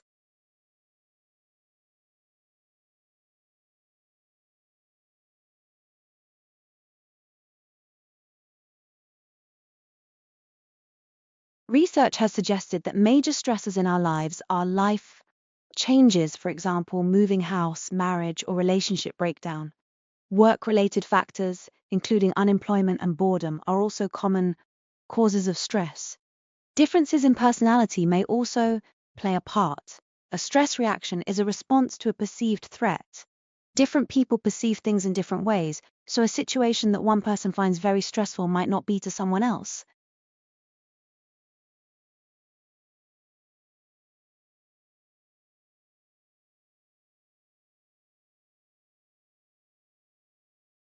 A renewed interest in well-being, especially among baby boomers, as well as rising personal incomes, led to more spending on health and fitness in 2005. This prompted an expansion in the number of fitness and recreation centers across the country. Golf courses also enjoyed renewed success as the sport increased in popularity, possibly the result of retiring baby boomers heading to the links.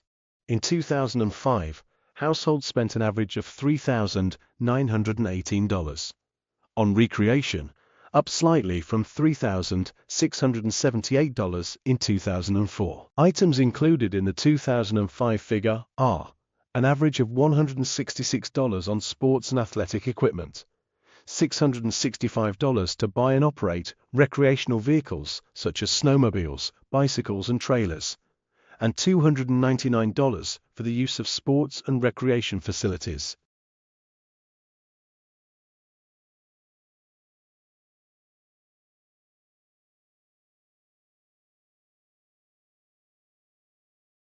Although not written about extensively, a few individuals have considered the concept and act of cheating in history, as well as contemporary culture. J. Barton Bowyer writes that cheating is the advantageous distortion of perceived reality. The advantage falls to the cheater because the cheated person misperceives what is assumed to be the real world. The cheater is taking advantage of a person, a situation, or both. Cheating also involves the reality, or what others see all deception. Deception can involve hiding the true reality or showing reality in a way intended to deceive others.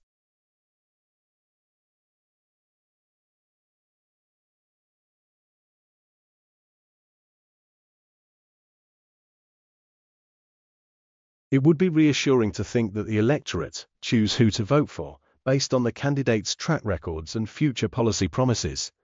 In truth, many of us are swayed simply by the way that politicians look. Consider a 2009 study that asked Swiss students to look at multiple pairs of unfamiliar French political candidates and in each case, to select the one who looked most competent, most of the time, the candidate selected by students, as looking the most competent was also the one who'd had real-life electoral success, the implication being that voters too had been swayed by the candidate's appearance. There's little evidence that appearance and competence actually correlate. Unsurprisingly, being attractive also helps win votes, especially in wartime.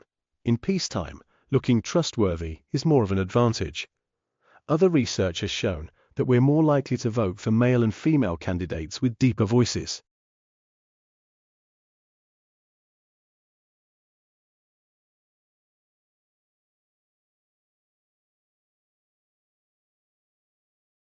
Affordable early years education and childcare potentially enables parents, particularly mothers, to be in paid employment. International studies have found that countries with greater enrollment rates in publicly funded or provided childcare also have higher maternal employment rates, although untangling causal relationships is complex. From the point of view of the household, additional income, especially for the less well-off, is itself associated with better outcomes for children, as child poverty has been shown to be a key independent determinant of children's outcomes. From the point of view of the public purse, as mothers enter employment, they are likely to claim fewer benefits and to generate extra revenues through income tax.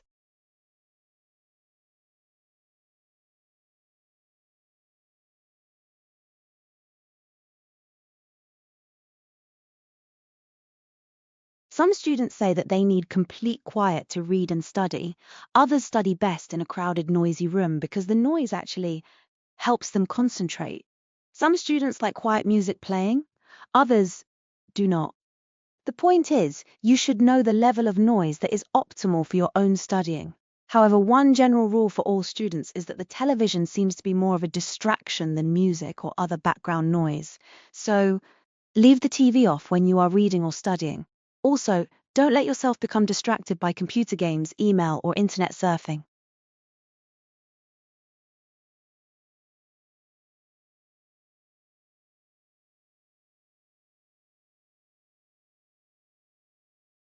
Clones of an eastern cartonwood, Populus deltoides, in the Bronx and other city spots grew to double the biomass of clones planted outside SM Alltowns upstate or on Long Island, says Julian Gregg, now of the Environmental Protection Agency's Western Ecology Division in Corvallis. Or, the growth gap comes from ozone damage, she and her New York colleagues report. Ozone chemists have known that concentrations may spike skyscraper high in city air, but during a full 24 hours, rural trees actually get a higher cumulative ozone exposure from urban pollution that blows in and lingers. A series of new experiments now shows that this hang-around ozone is the overwhelming factor in tree growth, the researchers say in the July 10th Nature. This study has profound importance in showing us most vividly that rural areas pay the price for urban pollution, says Stephen P. Long of the University of Illinois at Urbana-Champaign. This work should be a wake-up call, he adds.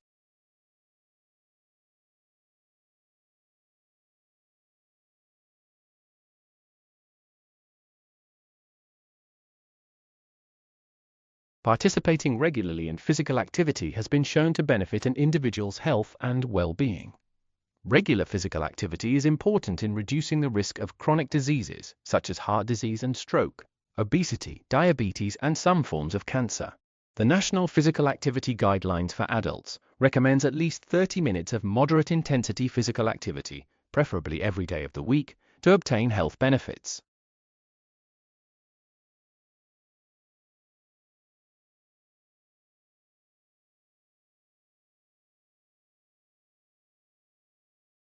Assessments of language learning in 18-month-olds suggest that children are better at grasping the names of objects with repeated syllables over words with non-identical syllables. Researchers say the study may help explain why some words or phrases such as train and good night have given rise to versions with repeated syllables, such as choo-choo and night-night. The researchers say such words are easier for infants to learn and may provide them with a starter point for vocabulary learning. A team from the University of Edinburgh assessed the infant's language learning behavior in a series of visual and attention tests. using pictures on a computer screen of two unfamiliar objects. The two objects were named with made-up words, which were communicated to the infants by a recorded voice, one with two identical syllables, for example, nine, and the other without repeated syllables, such as ballet. The infants were then tested for their recognition of each word. Recordings of their eye movements showed they looked more reliably at the object labeled with repeated syllables than the other object. Researchers validated their results with a control test, in which the infants responded to pictures of familiar objects, such as a dog or an apple.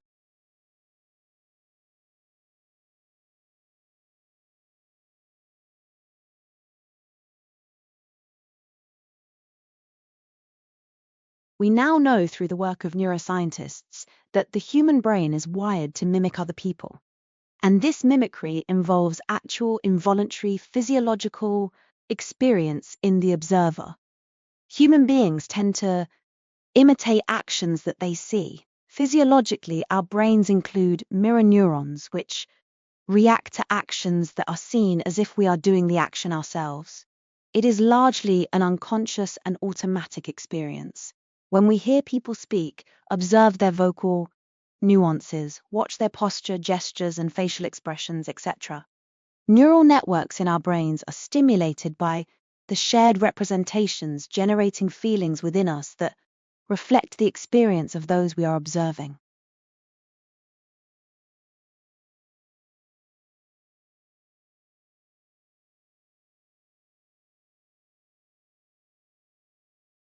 Michel is the creator of the marshmallow test, one of the most famous experiments in the history of psychology, which is often cited as evidence of the importance of self-control. In the original test, which was administered at the Bing Nursery School at Stanford in the 1960s, Michel's team would present a child with a treat, marshmallows were just one option, and tell her that she could either eat the one treat immediately or wait alone in the room for several minutes until the researcher returned, at which point she could have two treats.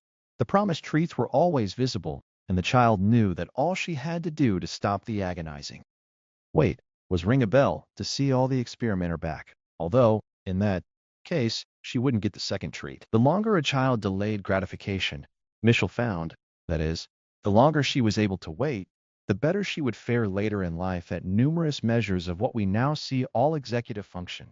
She would perform better academically, earn more money, and be healthier and happier. She would also be more likely to avoid a number of negative outcomes, including jail time, obesity, and drug use.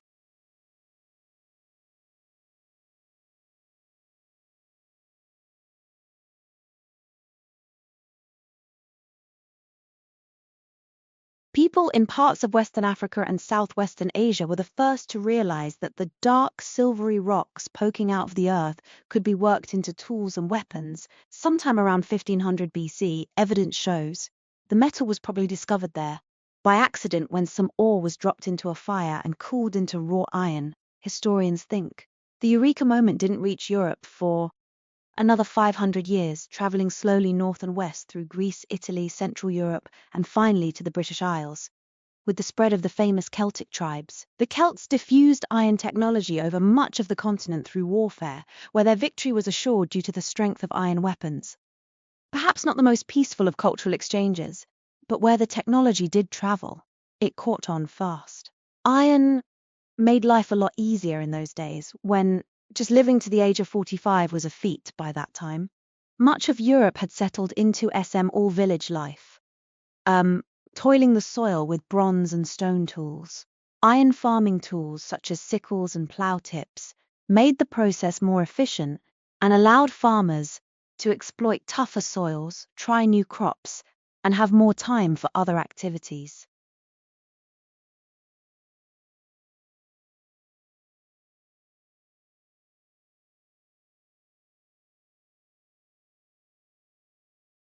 Contexts is a quarterly magazine of the American Sociological Association about society and social behavior. Directed to anyone interested in the latest sociological ideas and research, Context seeks to apply new knowledge, stimulate fresh thinking, and disseminate important information produced by the discipline. The publication's articles synthesize key findings, weave together diverse strands of work, draw out implications for policy, and debate issues of controversy. The hallmarks of contexts are accessibility, broad appeal, and timeliness. By design, it is not a technical journal, but a magazine for diverse readers who wish to be current about social science knowledge, emerging trends, and their relevance.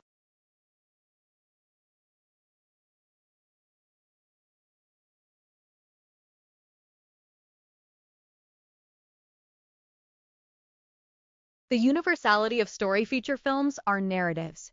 They tell stories. Even films based on true events will fictionalize them in order to produce drama, to telescope time, to avoid being filled up with too many minor characters, or simply to be more entertaining. Even in the current welter of special effect movies, feature films are usually summarized by their plots in their first treatment, or outline of the script idea, in the advanced publicity, in the TV guide, in reviews, and in conversations. Films may differ from other kinds of narrative literary fiction or television drama, for instance, in the medium used and the representational conventions. They do, however, share with literary fiction and television drama the basic structure and functions of narrative. Much work has been done by researchers in the field known as narratology on exactly what constitutes the structures and functions of the narrative. Their conclusions are of great use to students of the feature film.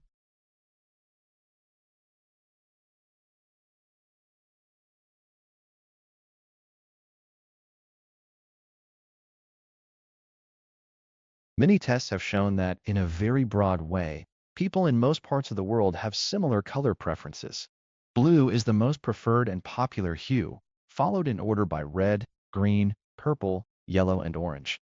Overlaying this basic order of color preference, however, are the responses of individuals, which of course vary widely and may also be very powerful. Children are likely to have strong preferences for some colors and aversions to others, but sometimes will not admit to them, since outside factors may be influential in determining both color preferences and the way that they are expressed or suppressed. Current fashions in clothes and accessories, gender stereotyping, and peer group pressure may all play a significant part. Boys, in particular, may be reluctant to admit to any strong preferences for colors other than those of favorite football teams, because color awareness may be regarded by their peer group as feminine.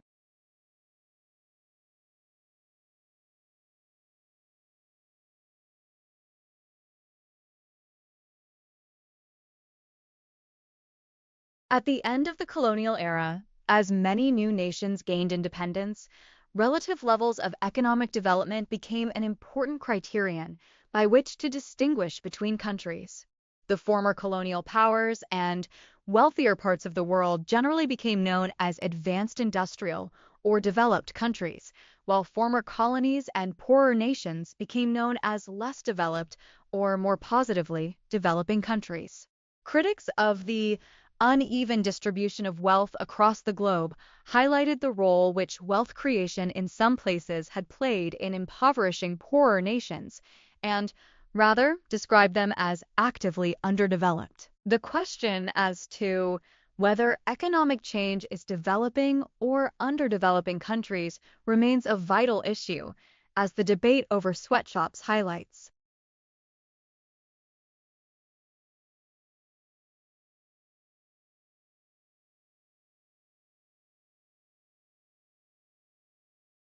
But look beyond fossil fuels for the most intriguing trends.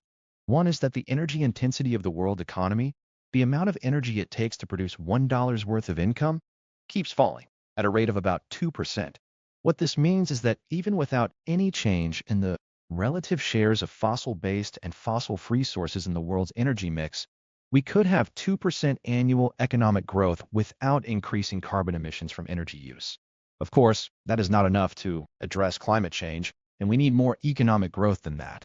It is, nonetheless, a stunning number, which refutes the claim by some environmentalists that permanent economic growth is fundamentally incompatible with finite physical resources.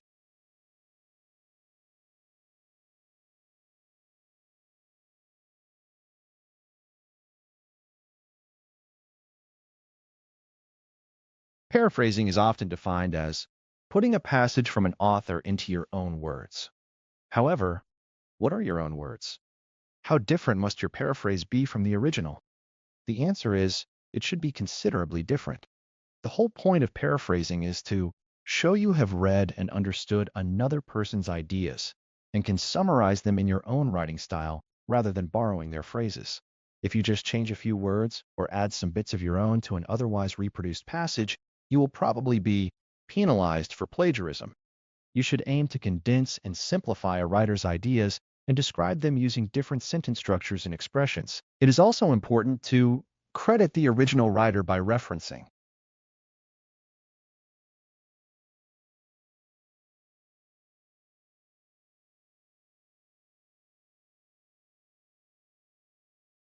The stock of Australia's dwellings is evolving, with current homes having more bedrooms on average than homes 10 years ago. At the same time, households are getting smaller on average, with decreasing proportions of couple families with children and increasing couple-only and lone-person households. This article examines the changes in household size and number of bedrooms from 1994 to 95 to 2003 to 2004.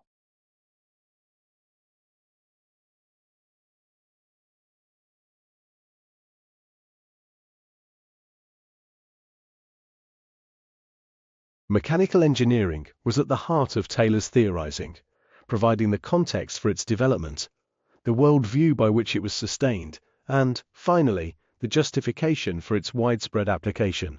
Scientific management aimed to analyze and control the activities of people in the same way that engineers analyzed and controlled machines. Central to Taylor's system was the desire to rationalize and standardize production techniques in the interests of economy, efficiency, and mutual prosperity. His primary point of interest was the individual worker, pursuing individual goals and motivated by incentive payments. Undoubtedly, Taylor's view of human motivation was somewhat simplistic, and his apprehension of the significance of groups was limited and generally negative.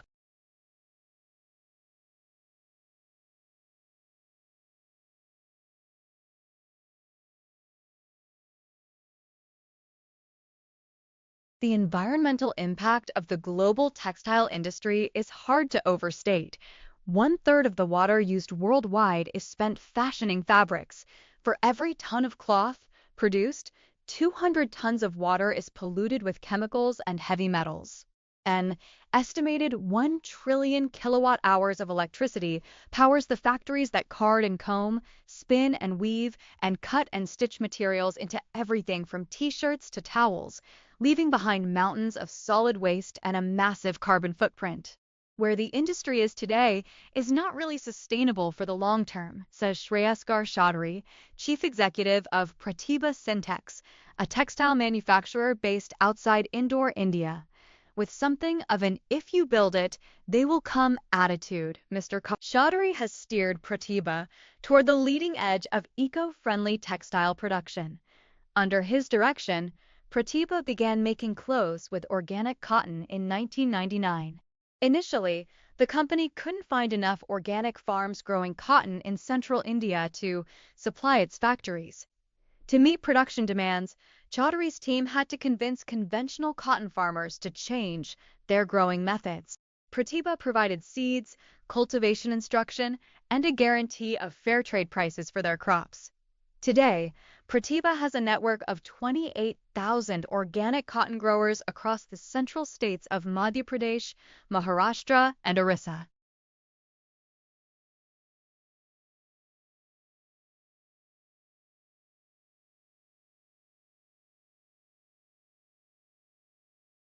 Fancy locust for lunch? Probably not if you live in the West, but elsewhere it's a different story. Edible insects, termites, stick insects, dragonflies, grasshoppers, and giant water bugs are on the menu for an estimated 80% of the world's population. More than 1,000 species of insects are served up around the world. For example, kungu cakes made from midges are a delicacy in parts of Africa. Mexico is an insect-eating or entomophagus hotspot where more than 200 insect species are consumed. Demand is so high that 40 species are now under threat, including white agave worms. These caterpillars of the tequila giant skipper butterfly fetch around $250 a kilogram. Eating insects makes nutritional sense. Some contain more protein than meat or fish. The female gypsy moth, for instance, is about 80% protein. Insects can be a good source of vitamins and minerals too. A type of caterpillar, Usta terpsichora, eaten in Angola, is rich in iron, zinc, and thiamine. What do they taste like? Ants have a lemon tang apparently, whereas giant water bugs taste of mint and fire. Ant pupae of watermelon. You have probably inadvertently already tasted some of these things, as insects are often accidental tourists in other types of food. The US Food and Drug Administration even issues guidelines for the number of insect parts allowed in certain foods. For example, it is acceptable for 225 grams of macaroni to contain up to 225 insect fragments.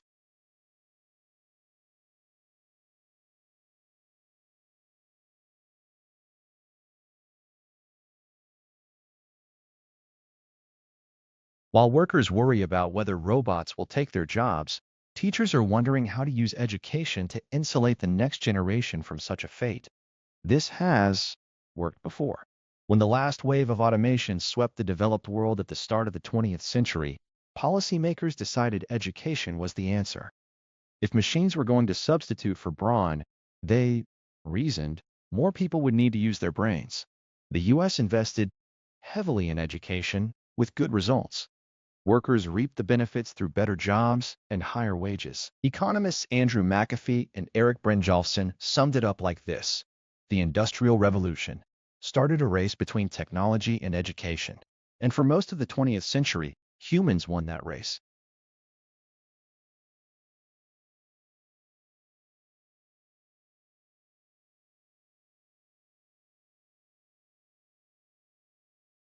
A music student at the University of Salford who wrote a song in 2 weeks is celebrating after being featured on a compilation album produced by Metropolis Studios. Pop megastars including Adele, Michael Jackson, and Sir Elton John have all recorded music at the world-famous Metropolis Studios. Last year, the recording studio set about compiling an album called Lost Songs, which features songs from relatively unknown musicians. First-year student Zach Taylor Frey decided to submit his song demo to be included in Volume 2 of the Lost Songs album, which was released this year after he saw how successful Volume 1 had been. Zach, 24, said, "I found this competition when simply searching the internet for songwriting competitions one day, and was lucky that there was still time to enter. It amazes me that people who have worked with huge pop stars thought my song was good and worth something."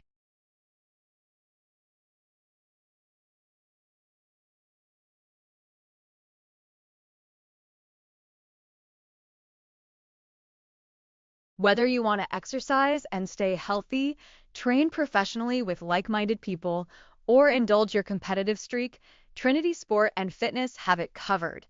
We've got a dedicated support development team on campus to support every student in taking part in sports.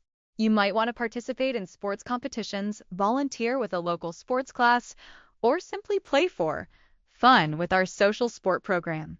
Trinity Fitness members of our public-facing sports facility will also entitle you to discounts when you are booking a sports facility and fitness class.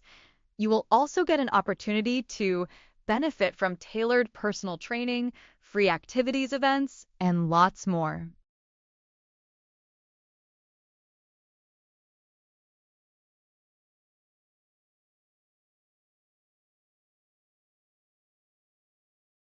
A herbal is a book of plants describing their appearance, their properties, and how they may be used for preparing ointments and medicines. The medical use of plants is recorded on fragments of papyrus and clay tablets from ancient Egypt, Samaria, and China that date back 5,000 years, but document traditions far older still. Over 700 herbal remedies were detailed in the Papyrus Ebers, an Egyptian text written in 1500 BC.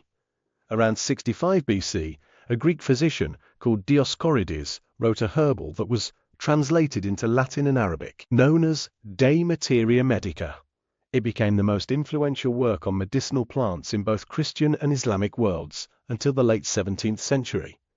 An illustrated manuscript copy of the text, made in Constantinople, modern-day Istanbul, survives from the 6th century. The first printed herbals date from the dawn of European printing in the 1480s. They provided valuable information for apothecaries, whose job it was to make the pills and potions prescribed by physicians.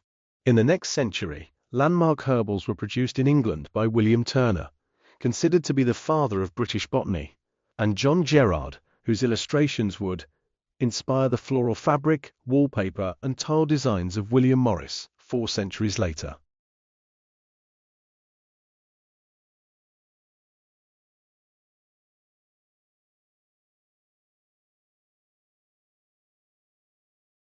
Drive down any highway, and you'll see a proliferation of chain restaurants.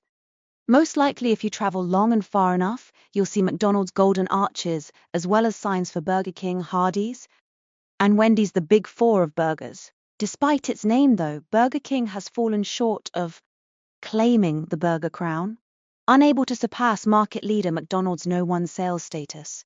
Always the bridesmaid and never the bride, Burger King remains No. 2. Worse yet, Burger King has experienced a 6-year 22% decline in customer traffic, with its overall quality rating dropping while ratings for the other 3 contenders have increased. The decline has been attributed to inconsistent product quality and poor customer service. Although the chain tends to throw advertising dollars at the problem, an understanding of integrated marketing communication theory would suggest that internal management problems, 19 CEOs in 50 years, need to be rectified before a unified long-term strategy can be put in place. The importance of consistency in brand image and messages at all levels of communication has become a basic tenet of IMC theory and practice. The person who takes the customer's order must communicate the same message as Burger King's famous tagline, "Have it your way," or the customer will just buzz up the highway to a chain restaurant that seems more consistent and therefore more reliable.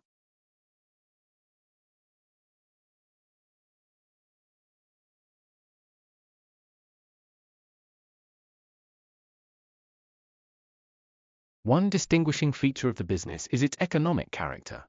In the world of business, we interact with each other, not as family members, friends, or neighbors, but as buyers and sellers, employers and employees, and the like.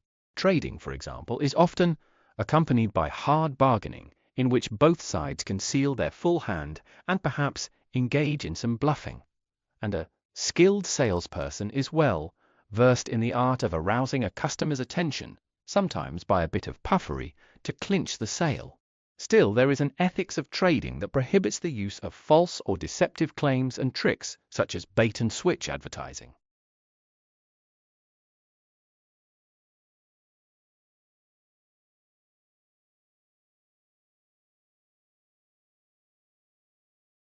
Men and women are making different choices about their retirement savings, which could lead to very different investment outcomes, according to Dr. Claire Matthews, Director of Financial Planning at Massey University's Center for Banking Studies. Speaking at the 2012 New Zealand Finance Colloquium held at Massey University's Albany campus last week, Dr. Matthews said demographic characteristics had a substantial impact on the choices people made about KiwiSaver funds and retirement savings more generally. When it came to funding selection, she found there were significant differences based on gender. Men are more likely to invest in aggressive and growth funds, while women are more likely to choose conservative funds. Males are risk takers, whether it's in their choice of car or their investment fund, she says. But when it comes to long-term savings, risk-taking can actually be an advantage. Dr. Matthews also found that men are more likely than women to have prior savings when joining KiwiSaver. Just over half of male respondents said they had savings already, while only 38% of women did. These figures reflect and confirm, quite disappointingly, the difference between males and females and the level of interest they take in financial planning, Dr. Matthews says. It's important for all New Zealanders to be better educated about their personal finances, but this is particularly so for women. Other demographic factors, including age, ethnicity, education, and income, can also influence the choices being made about retirement savings. Dr. Matthews found that those with bachelor and higher degrees and those in households with a pre-tax income of $100,000 or more were more likely to choose aggressive and stimulating funds. On the other hand, both the youngest and oldest age groups were more likely to be invested in conservative funds. While this might be appropriate for the life cycle stage of older investors, it might not be so appropriate for younger, longer-term investors.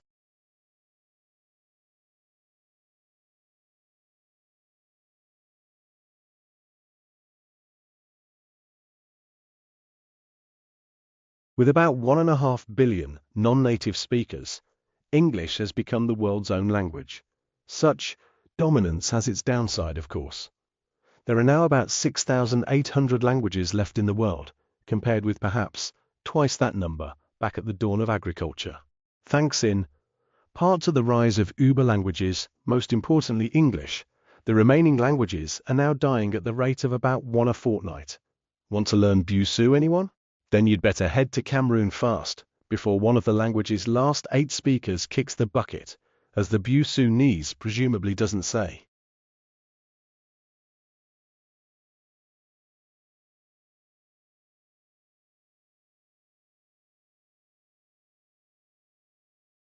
Private schools in the UK are redoubling their marketing efforts to foreigners.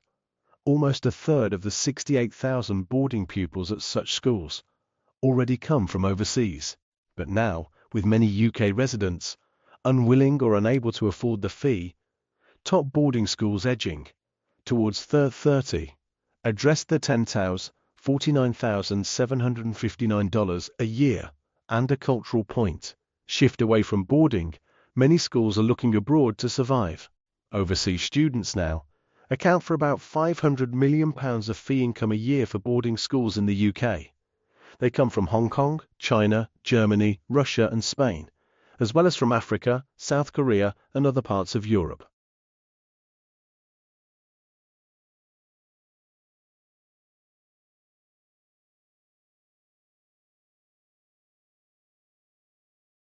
It is important to emphasize the need for hard work as an essential part of studying law, because far too many students are tempted to think that they can succeed by relying on what they imagine to be their natural ability, without bothering to add the expenditure of effort. To take an analogy, some people prefer the more or less instant gratification which comes from watching television adaptation of a classic novel to the rather more laborious process of reading the novel itself. Those who prefer watching television to reading the book are less likely to study law successfully unless they rapidly acquire a taste for text-based materials.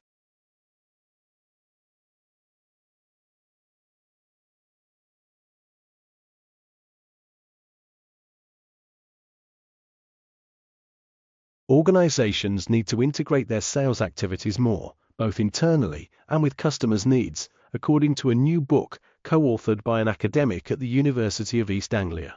The book addresses how sales can help organizations to become more customer-oriented and considers how they are responding to challenges such as increasing competition, more demanding customers, and a more complex selling environment. Many organizations are facing escalating costs and growth in customer power, which makes it necessary to allocate resources more strategically. The sales function can provide critical customer and market knowledge to help inform both innovation and marketing. However, the authors say that within the industry, there is still uncertainty about the shape a future sales team should take, how it should be managed, and how it fits into their organization's business model.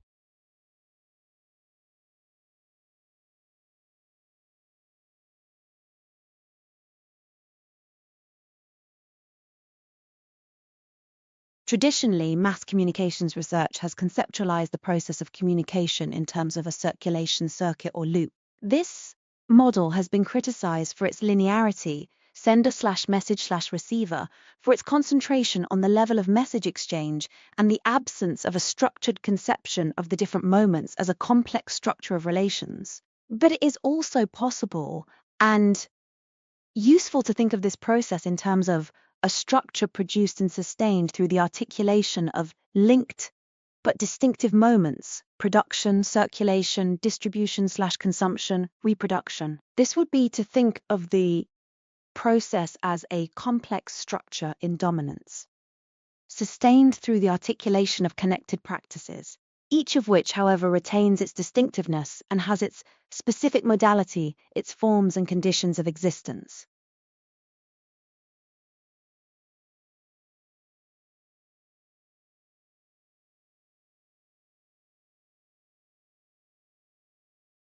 Daniel Harris, a scholar of consumption and style, has observed that until photography finally supplanted illustration as the primary means of advertising clothing in the 1950s, glamour inhered, less in the face of the drawing, which was by necessity schematic and generalized, than in the sketch's attitude, posture, and gestures, especially in the strangely dainty positions of the hands. Glamour once resided so emphatically in the stance of the model that the faces in the illustrations cannot be said to have expressions at all, but angles or tilts, the chin raised upwards in a haughty look, the eyes lowered in an attitude of introspection, the head cocked at an inquisitive or coquettish angle, or the profile presented in sharp outline, emanating power the severity like an emperor's bust, embossed on a Roman coin.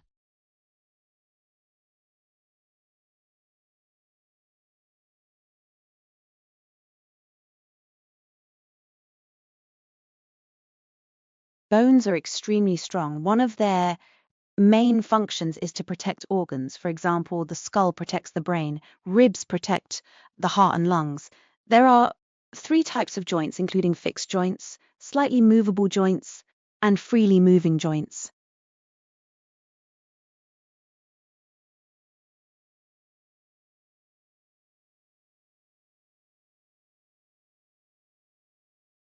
Financing of Australian higher education has undergone dramatic change since the early 1970s. Although the Australian government provided regular funding for universities from the late 1950s, in 1974, it assumed full responsibility for funding higher education, abolishing tuition fees to make the university accessible to all Australians who had the ability and who wished to participate in higher education. Since the late 1980s, there has been a move towards greater private contributions, particularly student fees. In 1989, the Australian government introduced the Higher Education Contribution Scheme, HECS, which included a loan scheme to help students finance their contributions. This enabled university to remain accessible to students by delaying their payments until they could afford to pay off their loans. In 2002, the Australian government introduced a scheme similar to HECS for postgraduate students, the Postgraduate Education Loan Scheme, PELS.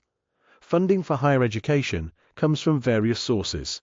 This article examines the three main sources: Australian government funding, student fees and charges, and HECS. While the proportion of total revenue raised through HECS is relatively small, HECS payments are a significant component of students' university costs, with many students carrying a HECS debt for several years after leaving university. This article also focuses on the characteristics of university students based on their HECS liability status and the level of accumulated HECS debt.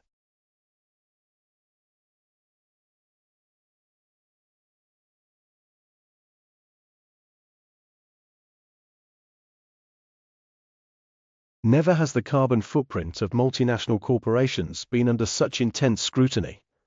Intercity train journeys and long-haul flights to conduct face-to-face business meetings contribute significantly to greenhouse gases and the resulting strain on the environment. The Anglo-US company Teleris has introduced new video conferencing technology and partnered with the carbon neutral company, enabling corporate outfits to become more environmentally responsible. The innovation allows simulated face-to-face meetings to be held across continents without the time, pressure, or environmental burden of international travel.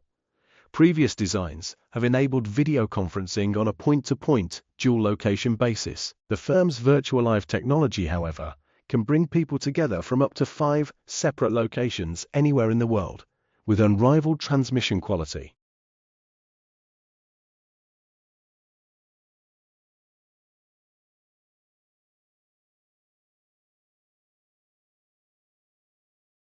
Teens write for a variety of reasons, as part of a school assignment, to get a good grade, to stay in touch with friends, to share their artistic creations with others, or simply to put their thoughts to paper. whether virtual or otherwise. In our focus groups, teens said they are motivated to write when they can, select topics that are relevant to their lives and interests, and report greater enjoyment of school writing when they have the opportunity to write creatively. Having teachers or other adults who challenge them, present them with interesting curricula and give them detailed feedback also serves as a motivator for teens. Teenagers also compose their writings for adults who can understand them.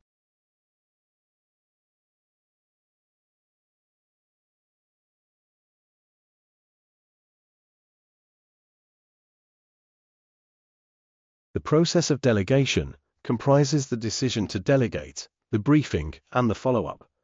At each of these points, anticipate the potential problems. When you delegate, you are delegating the right to perform an action. You are delegating the right to make decisions. It is important to be flexible, as the person to whom you delegate may have a better and faster way of completing a job than you. Despite all these, you retain the overall responsibility. It is helpful to others if you can provide constructive feedback on their performance.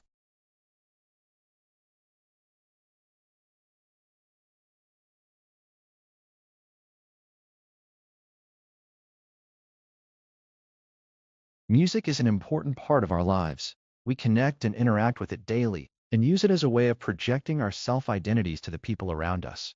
The music we enjoy, whether it's country or classical, rock and roll or rap, reflects who we are. But where did music at its core first come from? It's a puzzling question that may not have a definitive answer. One leading researcher, however, has proposed that the key to understanding the origin of music is nestled snugly in the loving bond between mother and child. In a lecture at the University of Melbourne, Richard Parncutt, an Australian-born professor of systematic musicology, endorsed the idea that music originally spawned from Mother Res, the playful voices mothers adopt when speaking to infants and toddlers. As the theory goes, increased human brain sizes caused by evolutionary changes occurring between 1 and 2 million years ago resulted in earlier births, more fragile infants, and a critical need for stronger relationships between mothers and their newborn babies. According to Parncutt, who is based at the University of Graz in Austria, motherese arose as a way to strengthen this maternal bond and to help ensure an infant's survival.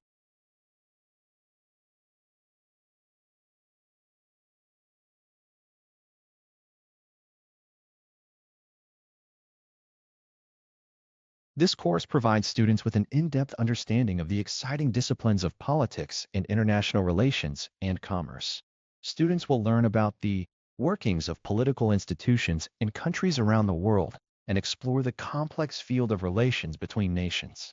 Topics in governance, public policy, public administration, national security, border control, and commerce ensure that students receive a broad and current education in the range of issues which are covered under the label of politics and international relations and commerce. In addition to acquiring specialist knowledge and competencies in politics and international relations and commerce, students will graduate with a range of generic skills, such as critical thinking, enhanced communication abilities, problem solving, and strong capacities to work with others. They will also develop ethically based and socially responsible attitudes and behaviors.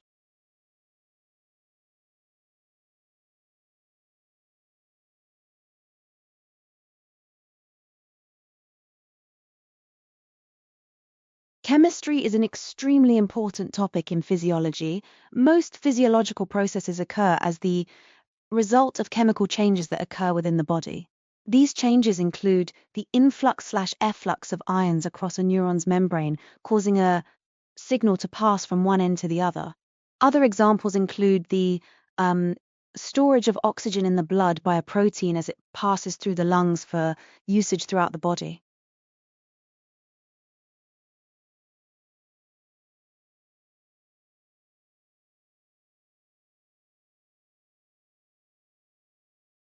Thomas Alva Edison was both a scientist and an inventor.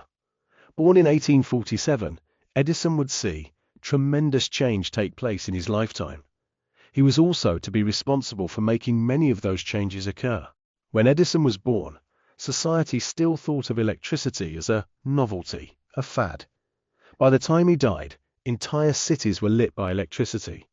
Much of the credit for that progress goes to Edison. In his lifetime, Edison patented 1,093 inventions, earning him the nickname the Wizard of Menlo Park. The most famous of his inventions was the incandescent light bulb. Besides the light bulb, Edison developed the phonograph and the kinetoscope, a SML box for viewing moving films. Thomas Edison is also the first person in the US to make his film strips. He also improved upon the original design of the stock ticker, the telegraph, and Alexander Graham Bell's telephone. He believed in hard work, sometimes working 20 hours a day. Edison was quoted as saying, "Genius is 1% inspiration and 99% perspiration." In tribute to this important American, electric lights in the United States were dimmed for 1 minute on October the 21st, 1931, a few days after his death.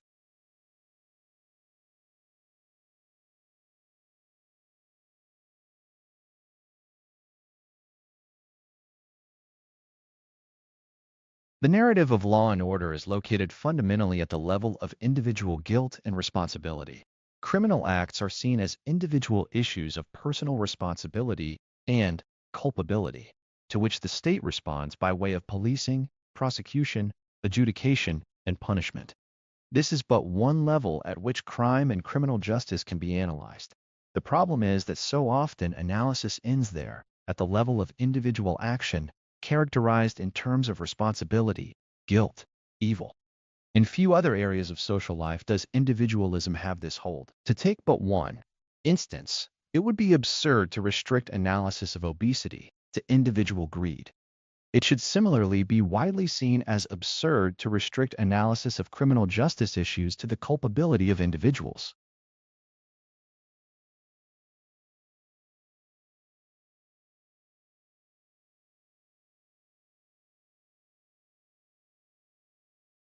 To learn the speech of alchemy, an early form of chemistry in which people attempted to turn metals into gold, it helps to think back to a time when there was no science, no atomic number or weight, no periodic chart, no list of elements. To the alchemists, the universe was not made of leptons, bosons, gluons, and quarks. Instead, it was made of substances, and one substance, say, walnut oil, could be just as pure as another, say, silver, even though modern scientists would say one is heterogeneous and the other homogeneous. Without knowledge of atomic structures, how would it be possible to tell elements from compounds?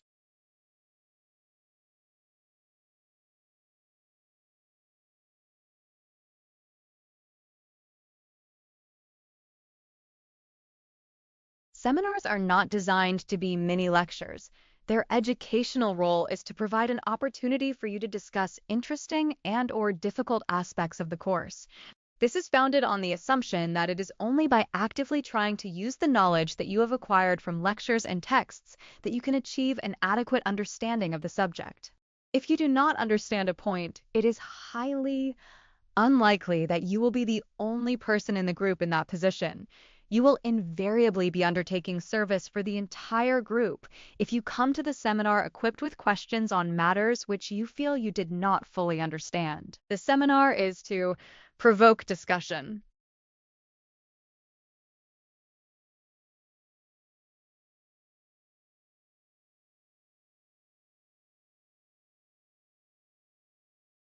Paris is very old. There has been a settlement there for at least 6,000 years, and its shape has been determined in part by the River Seine and in part by the edicts of France's rulers. But the great boulevards we admire today are relatively new and were constructed to prevent any more barricades being created by the rebellious population. That work was carried out in the middle 19th century. The earlier Paris had been in part a maze of narrow streets and alleyways, but you can imagine that the work was not only highly expensive but caused great distress among the 500,000 or so residents whose houses were simply razed and whose neighborhoods disappeared. What is done cannot usually be undone, especially when buildings are torn down.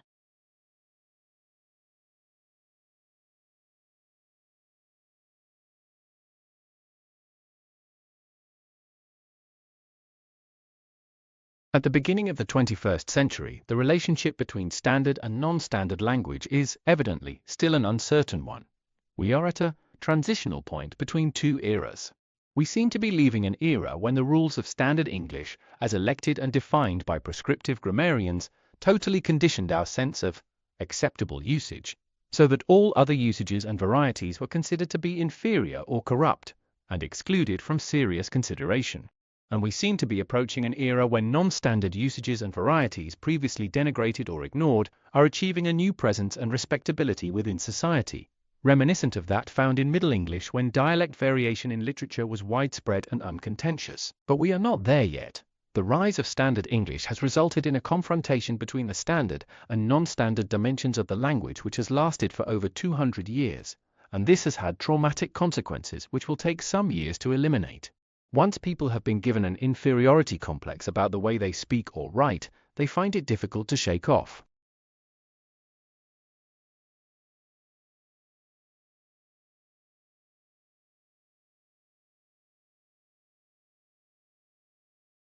You have about 30 minutes to answer each question.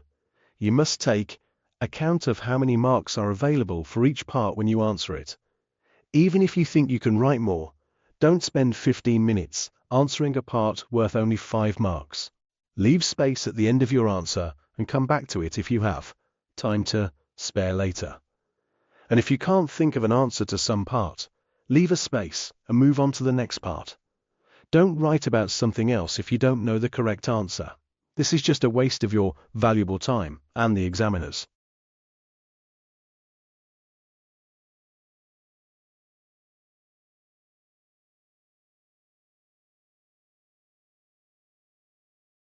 The last tourists may have been leaving the Valley of the Kings on the West Bank in Luxor, but the area in front of the tomb of Tutankhamun remained far from deserted.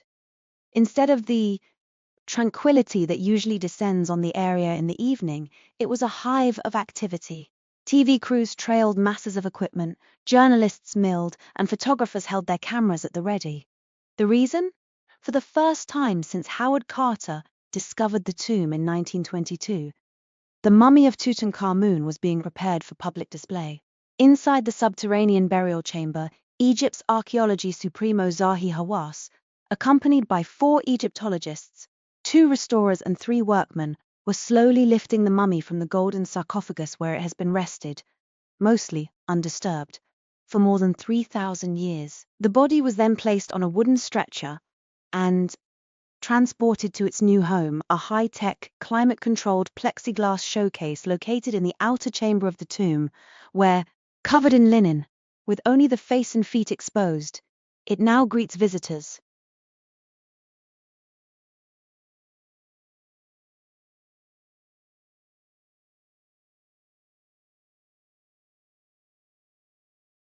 If you see a movie or a TV advertisement that involves a fluid behaving unusually, it was probably made using technology based on the work of a Monash researcher, Professor Joseph Monahan, who pioneered an influential method for interpreting the behavior of liquids that underlies most special effects involving water, has been honored with election to the Australian Academy of Sciences. Professor Monahan, one of only 17 members elected in 2011, was recognized for developing the method of smoothed particle hydrodynamics, SPH, which has applications in the fields of astrophysics, engineering, and physiology, as well as movie special effects. His research started in 1977 when he tried to use computer simulation to describe the formation of stars in stellar systems. The algorithms available at the time were incapable of describing the complicated systems that evolve out of chaotic clouds of gas in the galaxy. Professor Monahan and his colleague Bob Gingold took the novel and effective approach of replacing the fluid or gas in the simulation with large numbers of particles with properties that mimic those of the fluid. SPH has become a central tool in astrophysics, where it is currently used to simulate the evolution of the universe after the Big Bang, the formation of stars, and the processes of planet building.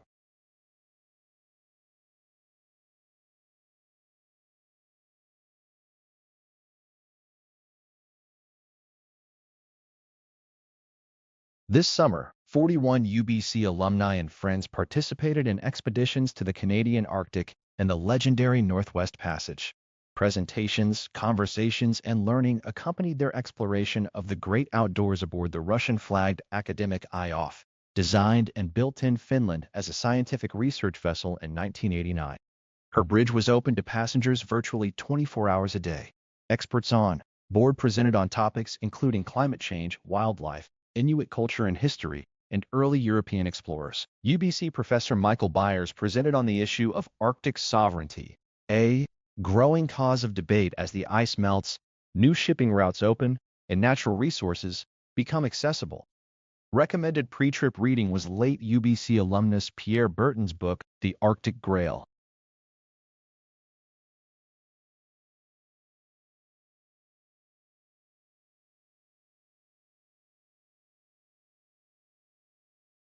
David Lynch is professor and head of education at Charles Darwin University.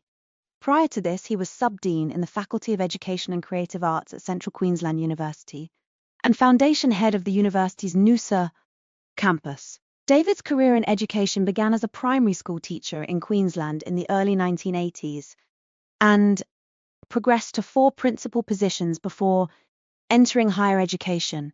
David's research interests predominate in teacher education with a particular interest in building teacher capability to meet a changing world.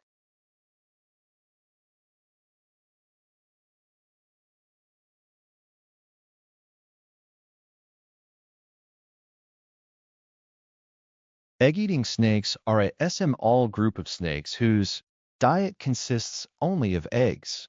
Some eat only SML eggs, which they have to swallow whole, as the snake has no teeth. Instead, some other snakes eat bigger eggs, but it requires special treatment.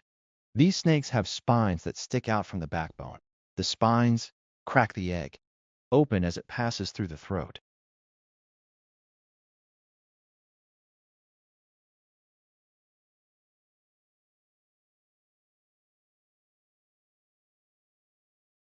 Complementary therapies, such as those practiced by naturopaths, chiropractors, and acupuncturists, have become increasingly popular in Australia over the last few decades. Interest initially coincided with enthusiasm for alternative lifestyles, while immigration and increased contact and trade with China have also had an influence.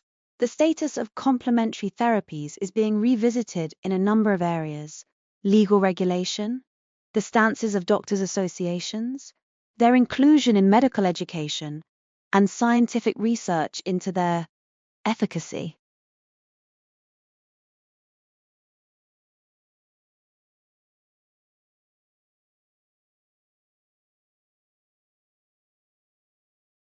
A dog may be man's best friend, but man is not always a dog's. Over the centuries, selective breeding has pulled at the canine body shape to produce what is often a grotesque distortion of the underlying wolf. Indeed, some of these distortions are, when found in people, regarded as pathologies. Dog breeding does, though, offer a chance to those who would like to understand how body shape is controlled. The ancestry of pedigree pooches is well recorded, their generation time is short, and their litter size reasonably large, so there is plenty of material to work with. Moreover, breeds are, by definition, inbred, and this simplifies genetic analysis. Those such as Elaine Ostrander of America's National Human Genome Research Institute, who wish to identify the genetic basis of the features of particular pedigrees, thus have an ideal experimental animal.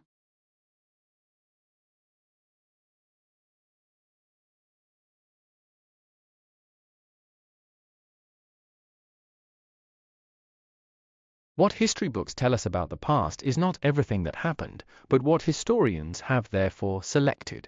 They cannot put in everything. Choices have to be made.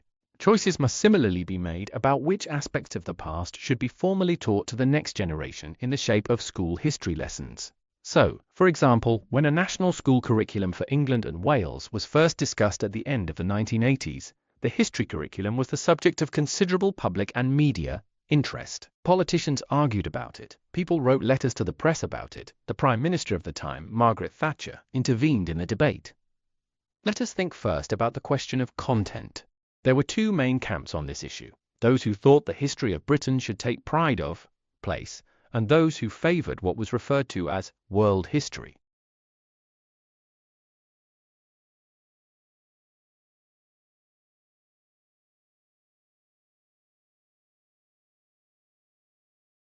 In a sequence of bestsellers, including The Language Instinct and How the Mind Works, Pinker has argued the swaths of our mental, social, and emotional lives may have originated as evolutionary adaptations well suited to the lives our ancestors eked out on the Pleistocene savanna. Sometimes it seems as if nothing is immune from being explained this way. Road rage, adultery, marriage, altruism, our tendency to reward senior executives with corner offices on the top floor, and the smaller number of women who become mechanical engineers, all may have their roots in natural selection, Pinker claims. The controversial implications are obvious, that men and women might differ in their inborn abilities at performing certain tasks, for example, or that parenting may have little influence on personality.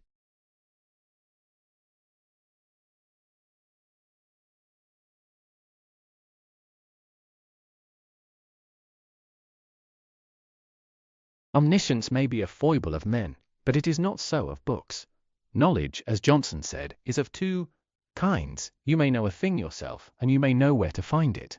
Now the amount which you may know yourself must, at its best, be limited, but what you may know of the sources of information may, with proper training, become almost boundless.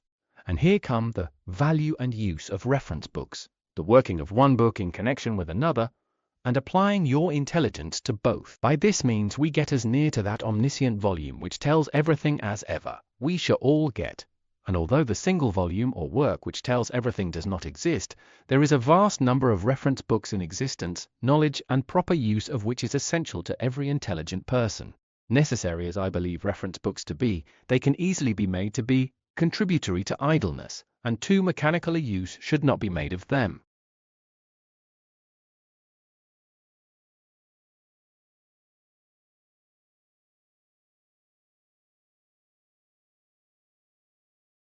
Dictatorship is not a modern concept. 2,000 years ago, during the period of the Roman Republic, exceptional powers were sometimes given by the Senate to individual dictators such as Sulla and Julius Caesar. The intention was that the dictatorship would be temporary and that it would make it possible to take swift and effective action to deal with an emergency. There is some disagreement as to how the term should be applied today. Should it be used in its original form to describe the temporary exercise of emergency powers? Or can it now be applied in a much broader sense, as common usage suggests?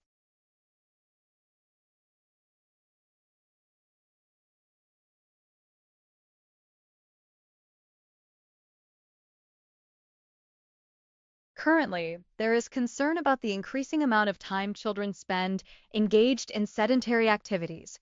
The number of children who fail to achieve minimum daily physical activity guidelines, i.e., 60 minutes of moderate to vigorous intensity activities every day, and the apparent increase in obesity prevalence as a result of such sedentary behavior.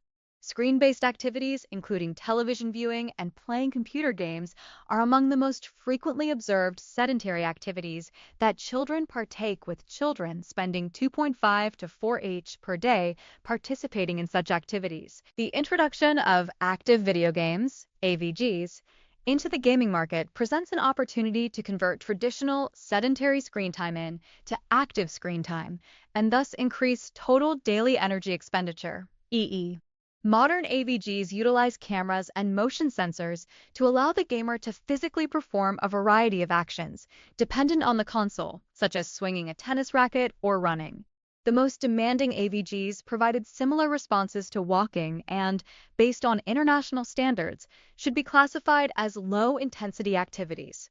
Whilst AVGs may provide children with a better alternative to sedentary gaming, they are not a sufficient replacement for normal physical activity, e.g., sports and outdoor play.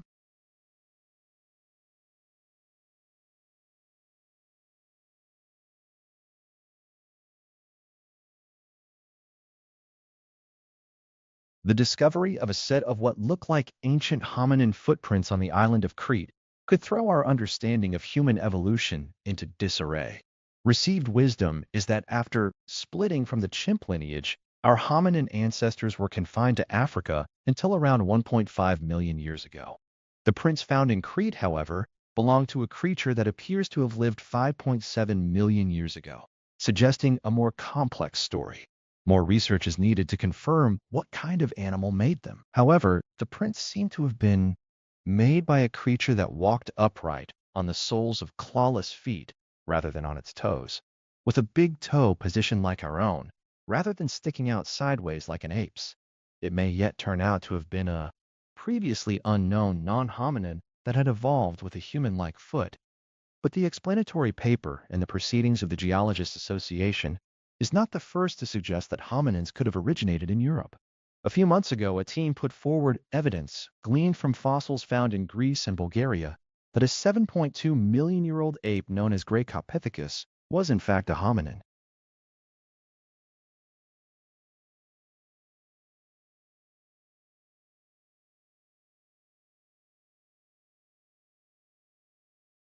In the developed world, home appliances have greatly reduced the need for physical labor. Fewer people need to be involved in tasks that once left them little time to do much else. For example, the word processor and email have, to a great extent, replaced the dedicated secretarial staff that briefly flourished with the rise of the typewriter. At one time, all copies were made with manual scribes, carefully duplicating what they read. Then we had carbon paper, then photocopiers, then printers. Then the requirement for physical copy reduced. An entire stream of labor appeared and disappeared as technology advanced. We freed ourselves of one kind of work, we just replaced it with another.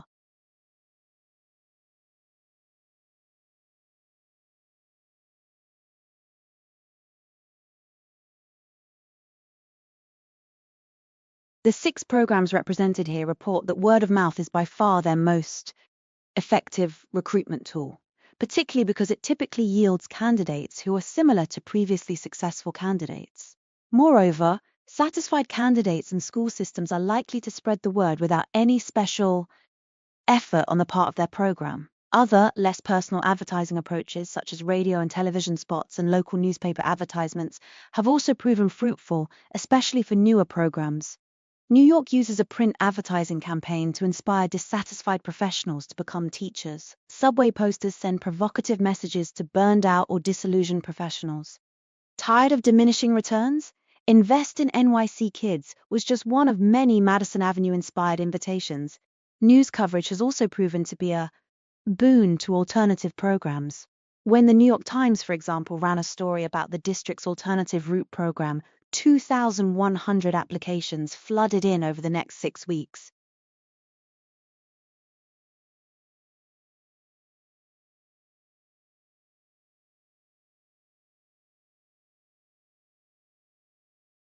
If you're interested in studying but have other commitments, our online and distance learning courses offer an alternative, flexible mode of study. Teaching is conducted through a mixture of audiovisual, written, and interactive materials. There are also opportunities for online discussion and collaborative projects with tutors and other students. Some programs include residential modules taught on campus, giving you the chance to meet and work alongside your tutors and fellow students face-to-face. Our graduate school provides comprehensive support for distance and part-time researchers, many of whom study for up to 6 years or more.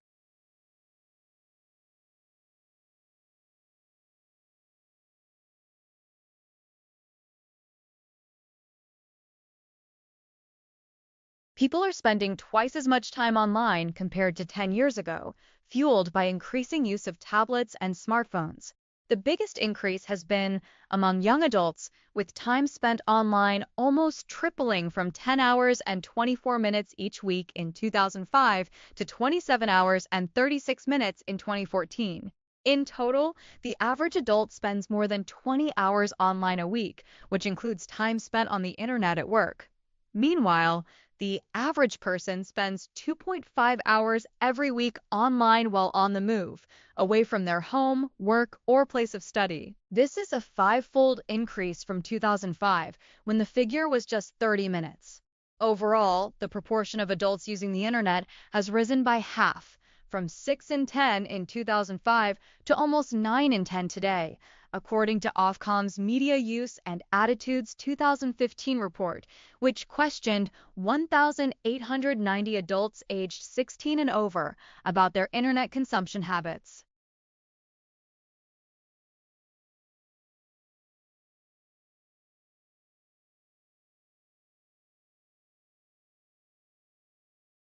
The Cardona Salt Mountain, Montaña de Sal, is a huge geologic formation made almost entirely of the world's favorite edible mineral. Formed 2 million years ago when low-density salt was pushed up through the much harder materials surrounding it, the Cardona Salt Mountain is one of the largest domes of its kind in the world and unique in Europe. While small amounts of other minerals pervade the savory hill, the salt pile would have a near translucent quality if not for the thin layer of reddish clay coating the exterior. The significance of the mountain was recognized as early as Neolithic times. However, it was the Romans who began exploiting the mountain for its salt, which began to bolster the young Cardonian economy. With the invention of industrial mining techniques, a mine was built into the side of the mountain and a thriving facility formed at its base, as excavators dragged enormous amounts of potash, water-soluble, salt from the innards of the hill. In addition to the mineral export, the locals of Cardona began making salt sculptures to sell and invented a number of salty pastries unique to the area.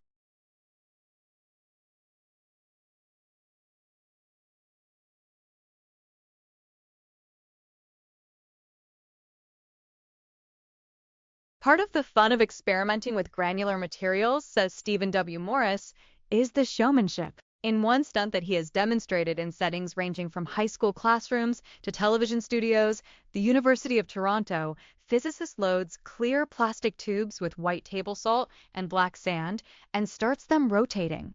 What transpires in the tubes usually knocks the socks off of any unsuspecting bystander.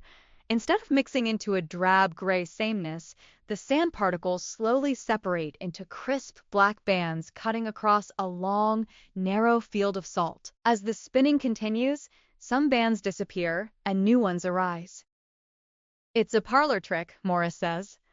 Not to deny its entertainment value, this demonstration of how strangely granular materials can behave is also an authentic experiment in a field both rich in fundamental physics and major practical consequences. Yet granular mixing today remains more of an art than a science, says chemical engineer Fernando J.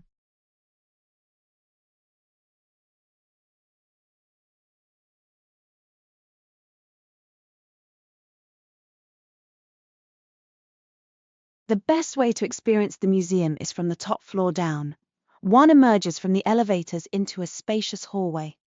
At some hours, museum staff members are giving SM all-hands-on demonstrations of techniques such as quill work. These activities take place near W-all cases filled with objects. These SM all surveys of the museum's vast holdings are called windows on the collection.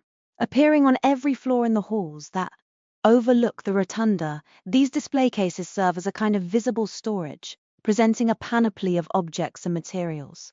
Their arrangements are artistic, and their contents perhaps intentionally designed to jar the visitor. For example, the largest case on the fourth floor displays animal imagery of all sorts. Older sculptures of birds, mammals, and sea creatures appear alongside witty contemporary works such as Larry Beck's version of a Yupik mask made of rubber tire treads and metal tools, and Jim Shoppett's Walrus Loves Baby Clams mask.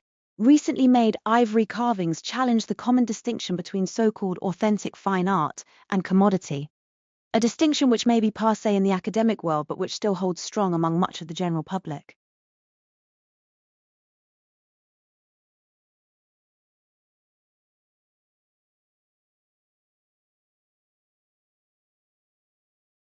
Over 60 years after Amelia Earhart vanished mysteriously in the Pacific during her attempt to become the first person to circumnavigate the world along the equator, Linda Finch, a San Antonio businesswoman, accomplished pilot and aviation historian, recreated and completed her idol's last flight as a tribute to the aviation pioneer's spirit and vision. On March 17, 1997, Miss Finch and a navigator took off from Oakland International Airport, California, in a restored Lockheed Electra 10E, the same make and model aircraft that Earhart used on her last journey. The mission to fulfill Amelia Earhart's dream was called World Flight 1997. Although Miss Finch was not the first to attempt Earhart's around-the-world journey, She was the first to do it in a historic airplane. Linda Finch closely followed the same route that Earhart flew, stopping in 18 countries before finishing the trip 2.5 months later when she landed back at the Oakland airport on May 28th. Over 1 million school children and others were able to follow the flight daily through an interactive website part of a free multimedia educational program called You Can Soar, provided by the project sponsor.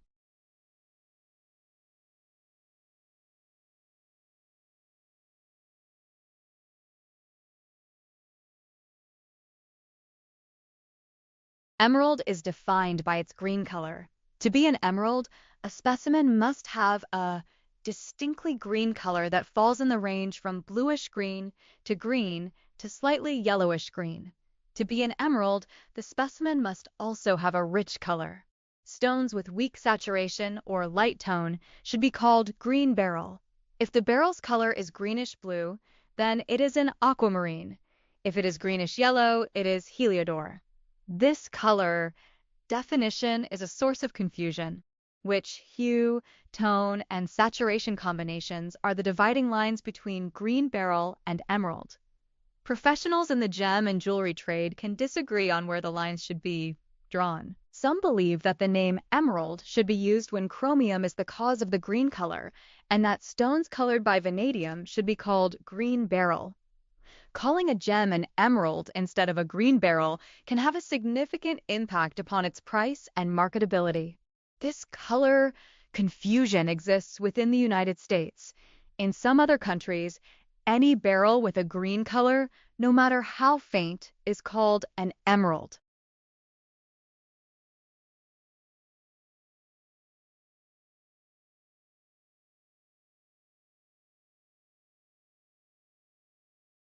Bones also protect the body's organs.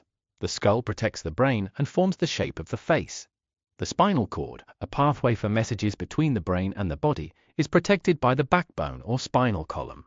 The ribs form a cage that shelters the heart and lungs, and the pelvis helps protect the bladder, part of the intestines, and in women the reproductive organs. Bones are made up of a framework of a protein called collagen, with a mineral called calcium phosphate that makes the framework hard and strong. Bones store calcium and release some into the bloodstream when it's needed by other parts of the body. The amounts of certain vitamins and minerals that you eat, especially vitamin D and calcium, directly affect how much calcium is stored in the bones. Joints are where two bones meet. They make the skeleton flexible. Without them, movement would be impossible.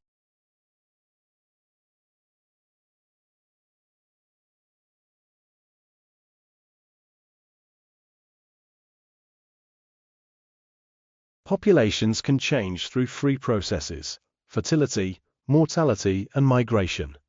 Fertility involves the number of children that women have and differs from fecundity, a woman's childbearing potential. Mortality involves the causes, consequences, and measurement of processes affecting death in a population. Demographers most commonly study mortality using the life table, a statistical device which provides information about the mortality conditions, most notably the life expectancy in the population. Migration refers to the movement of persons from an origin place to a destination place across some predefined political boundary. Migration researchers do not designate movements as migrations unless they are somewhat permanent. Thus, demographers do not consider tourists and travelers to be migrating, while demographers who study migration typically do so through census data on place of residence. Indirect sources of data, including tax forms and labor force surveys, are also important. Demography is today widely taught in many universities across the world, attracting students with initial training in social sciences, statistics, or health studies.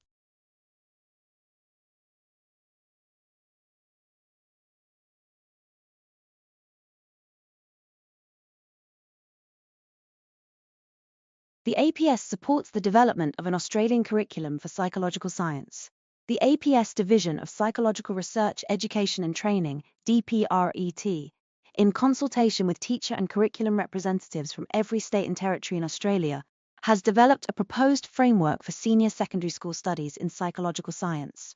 This framework is modelled on the current senior science curricula that were developed and published by the Australian Curriculum Assessment and Reporting Authority.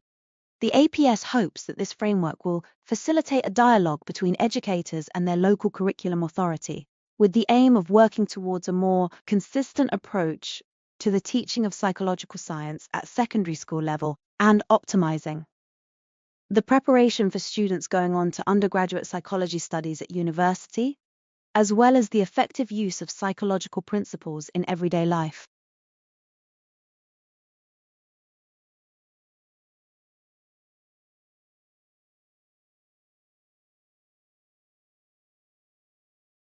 Victoria University of Wellington has conferred an honorary degree on a distinguished astrophysicist in a recent graduation ceremony.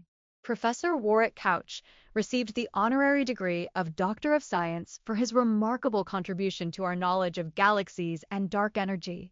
Professor Couch is a distinguished astrophysicist who has played a crucial role in the discovery that the universe is expanding at an accelerating rate, a finding which led to the lead scientists being awarded a Nobel Prize in Physics in 2011, which he attended in recognition of his contribution. In his research, Professor Couch uses large ground-based and space-based telescopes to observe galaxy clusters, which are the largest structures in the universe. He is also involved in a number of national and international committees overseeing the management of these telescopes.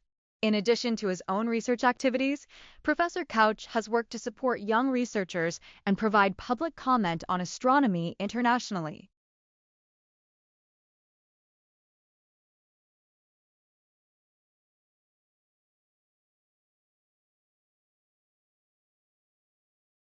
Progressive enhancement is a design practice based on the idea that instead of designing for the least capable browser or mangling our code to make a site look the same in every browser, we should provide a core set of functionality and information to all users, and then progressively enhance the appearance and behavior of the site for users of more capable browsers. It's very productive development practice. Instead of spending hours working out how to add drop shadows to the borders of an element in every browser, we simply use the standards-based approach for browsers that support it, and don't even attempt to implement it in browsers that don't. After all, the users of older and less capable browsers won't know what they are missing. The biggest challenge to progressive enhancement is the belief among developers and clients that websites should look the same in every browser. As a developer, you can simplify your life and dedicate your time to more interesting challenges if you let go of this outdated notion and embrace progressive enhancement.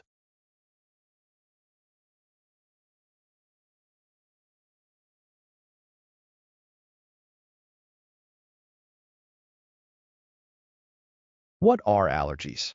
Allergies are abnormal immune system reactions to things that are typically harmless to most people.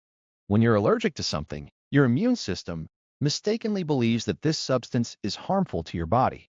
Substances that cause allergic reactions, such as certain foods, dust, plant pollen, or medicines, are known as allergens.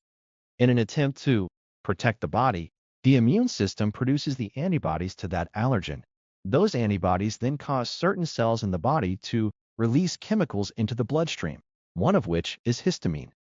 The histamine then acts on the eyes, nose, throat, lungs, skin, or gastrointestinal tract and causes the symptoms of the allergic reaction. Future exposure to that same allergen will trigger this antibody response again. This means that every time you come into contact with that allergen, you'll have some form of allergy symptoms.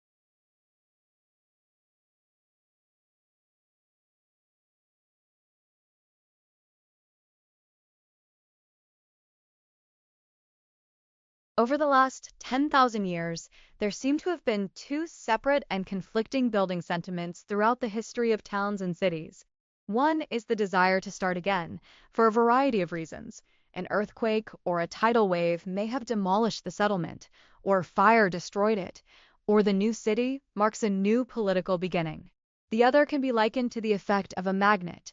Established settlements attract people who tend to come whether or not there is any planning for their arrival. The clash between these two sentiments is evident in every established city, unless its development has been almost completely accidental or is lost in history.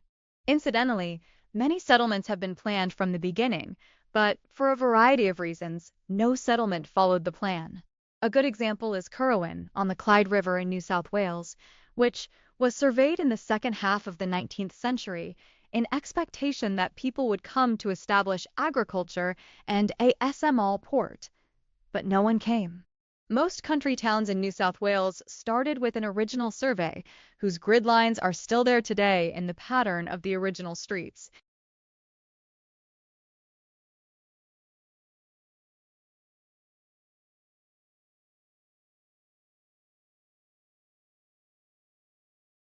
Film is where art meets commerce. As Orson Welles said, a painter just needs a brush and the writer just needs a pen, but the producer needs an army, and an army needs money. A producer is just like an entrepreneur. We raise money to make films. First, we need to find an original idea or a book or a play and purchase the rights. Then we need money to develop that idea, often a reasonably small sum besides.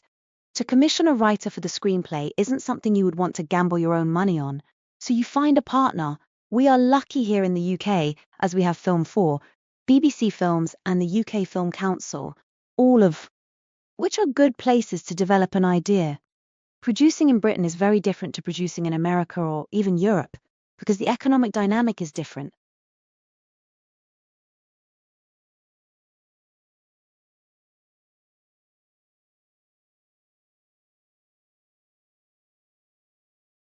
The amount of sleep you need depends on many factors, especially your age. Newborns sleep between 16 and 18 hours a day, and preschool children should sleep between 10 and 12 hours. Older children and teens need at least 9 hours to be well rested. For most adults, 7 to 8 hours a night appears to the best amount of sleep. However, for some people, enough sleep may be as few as 5 hours or as many as 10 hours of sleep. As you get older, your sleeping patterns change. Older adults tend to sleep more lightly and awaken more frequently in the night than younger adults. This can have many causes, including medical conditions and medications used to treat them. But there's no evidence that older adults need less sleep than younger adults. Getting enough sleep is important to your health because it boosts your immune system, which makes your body better able to fight disease. Sleep is necessary for your nervous system to work properly. Too little sleep makes you drowsy and unable to concentrate. It also impairs memory and physical performance. So how many hours of sleep are enough for you? Experts say that if you feel drowsy during the day, even during boring activities, you are not getting enough sleep. Also, quality of sleep is just as important as quantity. People whose sleep is frequently interrupted or cut short are not getting quality sleep. If you experience frequent daytime sleepiness, even after increasing the amount of quality sleep you get, talk to your doctor. He or she may be able to identify the cause of sleep problems and offer advice on how to get a better night's sleep.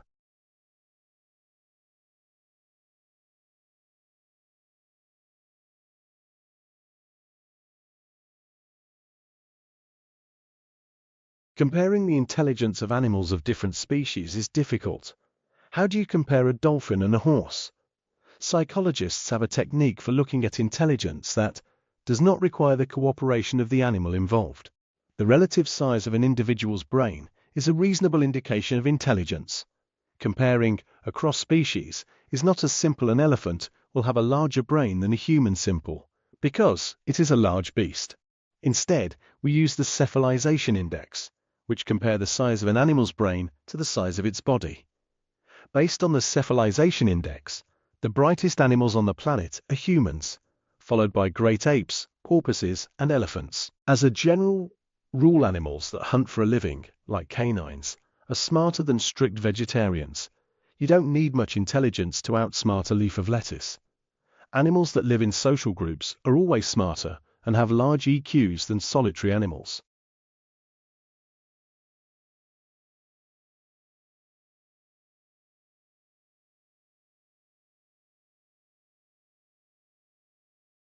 One thing is certain. Most people do not get enough exercise in their regular routines. All of the advances of modern technology, from electric can openers to power steering, have made life easier, more comfortable, and much less physically demanding. Yet our bodies need activity, especially if they are carrying around too much fat. Satisfying this need requires a definite plan and a commitment. There are two main ways to increase the number of calories you spend. Start a regular exercise program if you do not have one already. Increase the amount of physical activity in your daily routine.